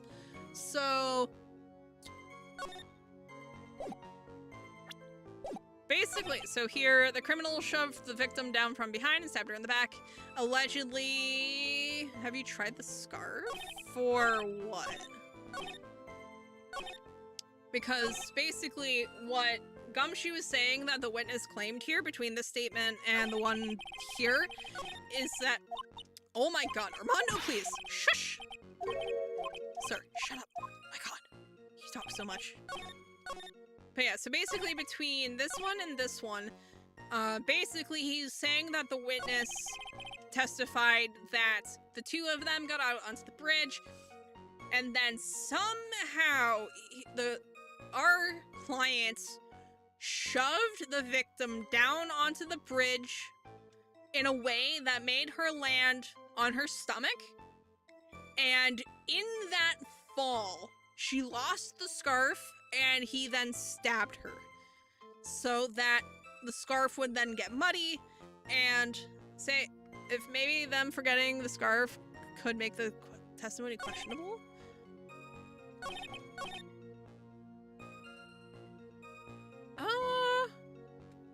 Like, oh, with this and the picture? We could try it. I mean, worst case scenario, it just boops us back to the beginning. Objection! Yeah, so, oh no. Oh no, whatever shall we do? Okay. No. I feel like I'm losing my mind. Yeah. But yeah, no, the final case is always the hardest. Which is making itself painfully evident. Oh, it's going to start us entirely from the beginning. Okay, cool. The girl. Oh yeah, that's right. I didn't save at the beginning of the trial. I hate everything. But that lets us like see all of this. Okay, so shut up, come closer, and I kill her. Sorry, but you're not going to get the chance. Who says they forgot the scarf fell off and then used the scarf against that? Or does it not work like that? It could. It's... Yeah, especially... Yeah, and for whatever reason, Nick is in the hospital, seemingly. Because that looks like an IV bag next to him. So, this is information about the false case, which is what we're working on. Kidnapping, murder, sentence, death penalty. That was 5 years ago. He then escaped. Yeah, after escaping, Falls met with and then murdered Sergeant Valerie Hawthorne. Recaptured on Eagle Mountain about 8 hours after his escape. Her very first client was a death row inmate who had... Nick. This is very touching remembrances, but I would like to get back to the trial, please. 6 years earlier, Mia Fey, first trial.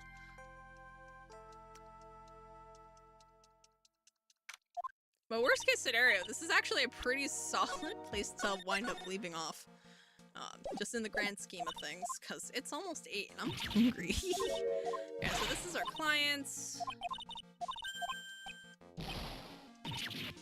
Wait, but what? This trial is going great. Always. Winding up exactly where we were 20 minutes ago. Exactly!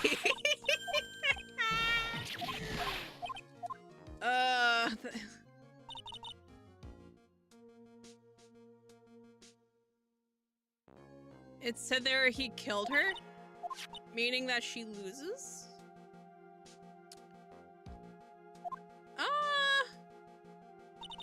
True. Oh yeah, are we supposed to...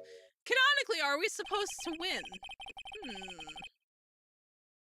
Oh yeah, no, especially since we know, it did say earlier Mia lost her first... Yeah, so Mia lost her first case. And, she took it so hard that she, didn't practice law for, a year. Which is when we defend Phoenix. Well, which is when we defend Nick. So...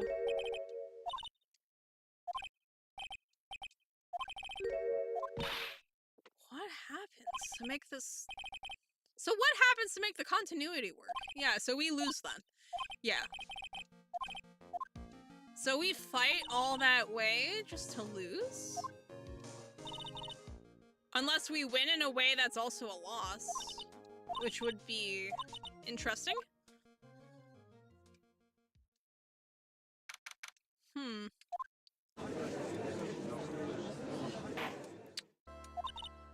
But yeah, no, technically speaking, we're supposed to lose.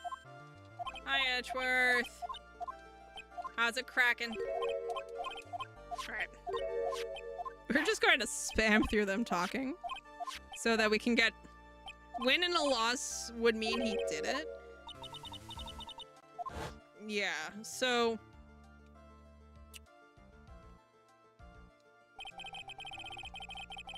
Or at least something that makes him look like he did it. Like, I don't know if we can technically draw the case, right? Like, it doesn't work like that. It's either a guilty or a non-guilty. Like, we can't have, like, a hung jury. Because there is no jury. It's just us and the judge. So...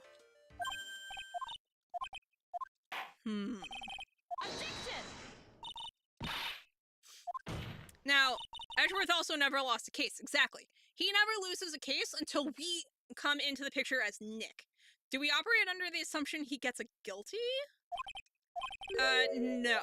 We have to operate under the assumption that we can actually find him innocent and then basically just get our butts kicked in.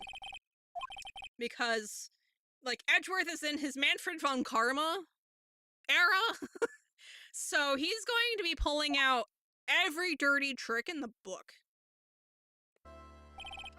to, like, just us toasted over. So I'm just trying to get us back to something, like, close to where we were. And by close, I mean, like, probably Gumshoe's first testimony.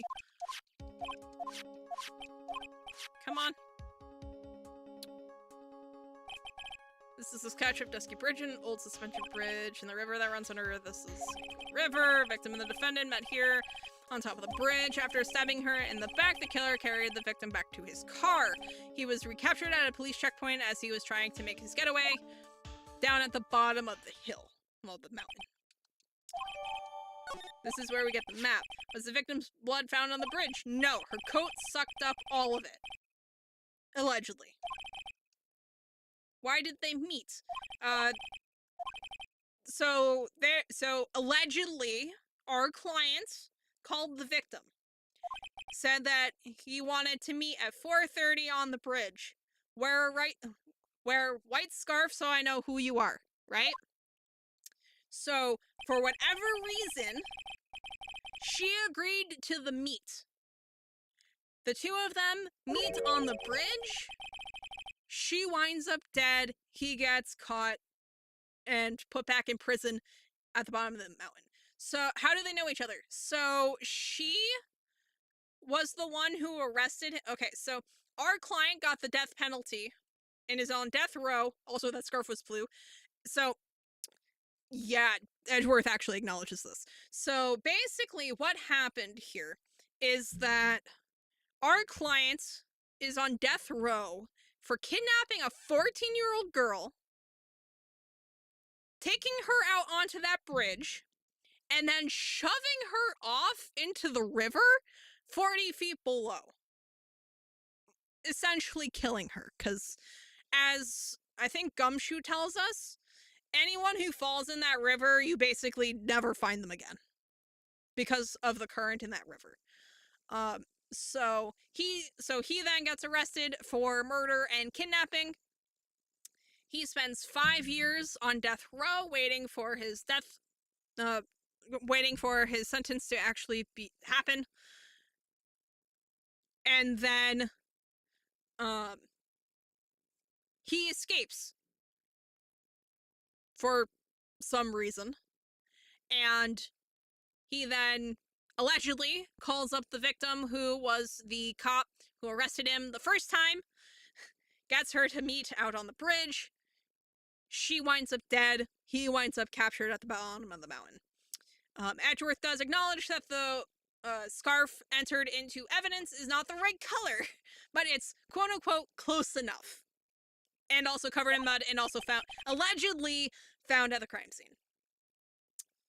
So something tells me we're going to be running up against a lot of fake / falsified evidence that we're going to have to work with as if it was real and then try. So either the client was falsely accused or a terrible person anyway. Something tells me that it's entirely likely that we were falsely accused. It's just there's nothing we can do about it. Or falsely accused both times, and that there's just not going to be anything we can actually do about it. Assuming that we are intended to lose this. I hate how stupid the judges are, especially this one.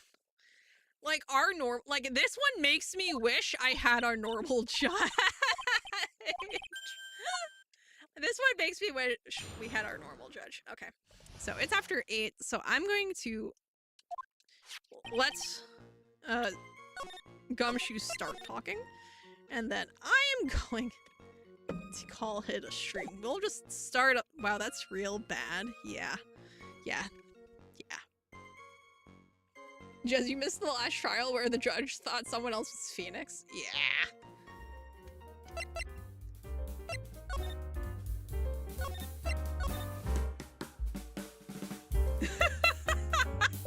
Yeah!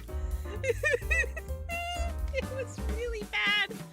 But yeah, so anyway, we will be kicking off Thursday's stream, and Gumshoe fell for it all. Gumshoe fell for it, Maggie fell for it, the judge fell for it. Also, he had a Brooklyn accent, yes, and we also discovered that I cannot do a Brooklyn accent. Yeah, turns out my Brooklyn accent is about as bad as my French.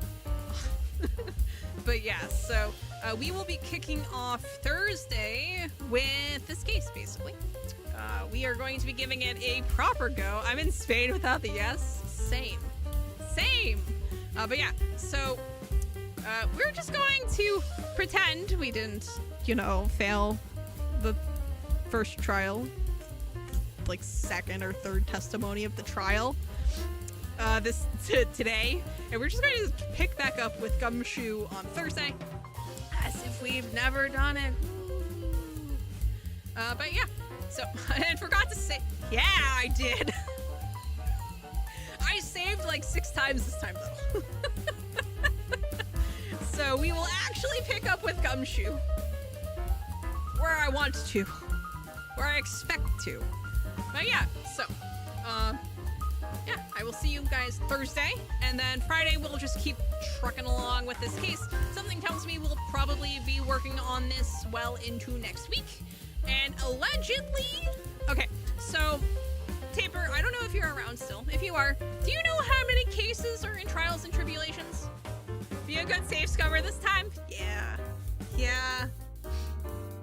But yeah, so I can't tell if there's 4 cases in this one or 5, one more. Okay, so yeah, basically, if somehow we finish this case next week, we will be moving on into the last case. But I have a feeling this one is going to cause us much pain and suffering.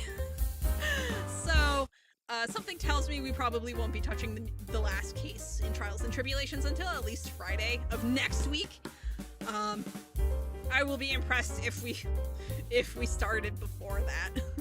But yeah, so I hope y'all have a good rest of your week, and I look forward to seeing folks on Thursday, so we can basically watch Mia lose. But yeah, so I hope y'all have a good day.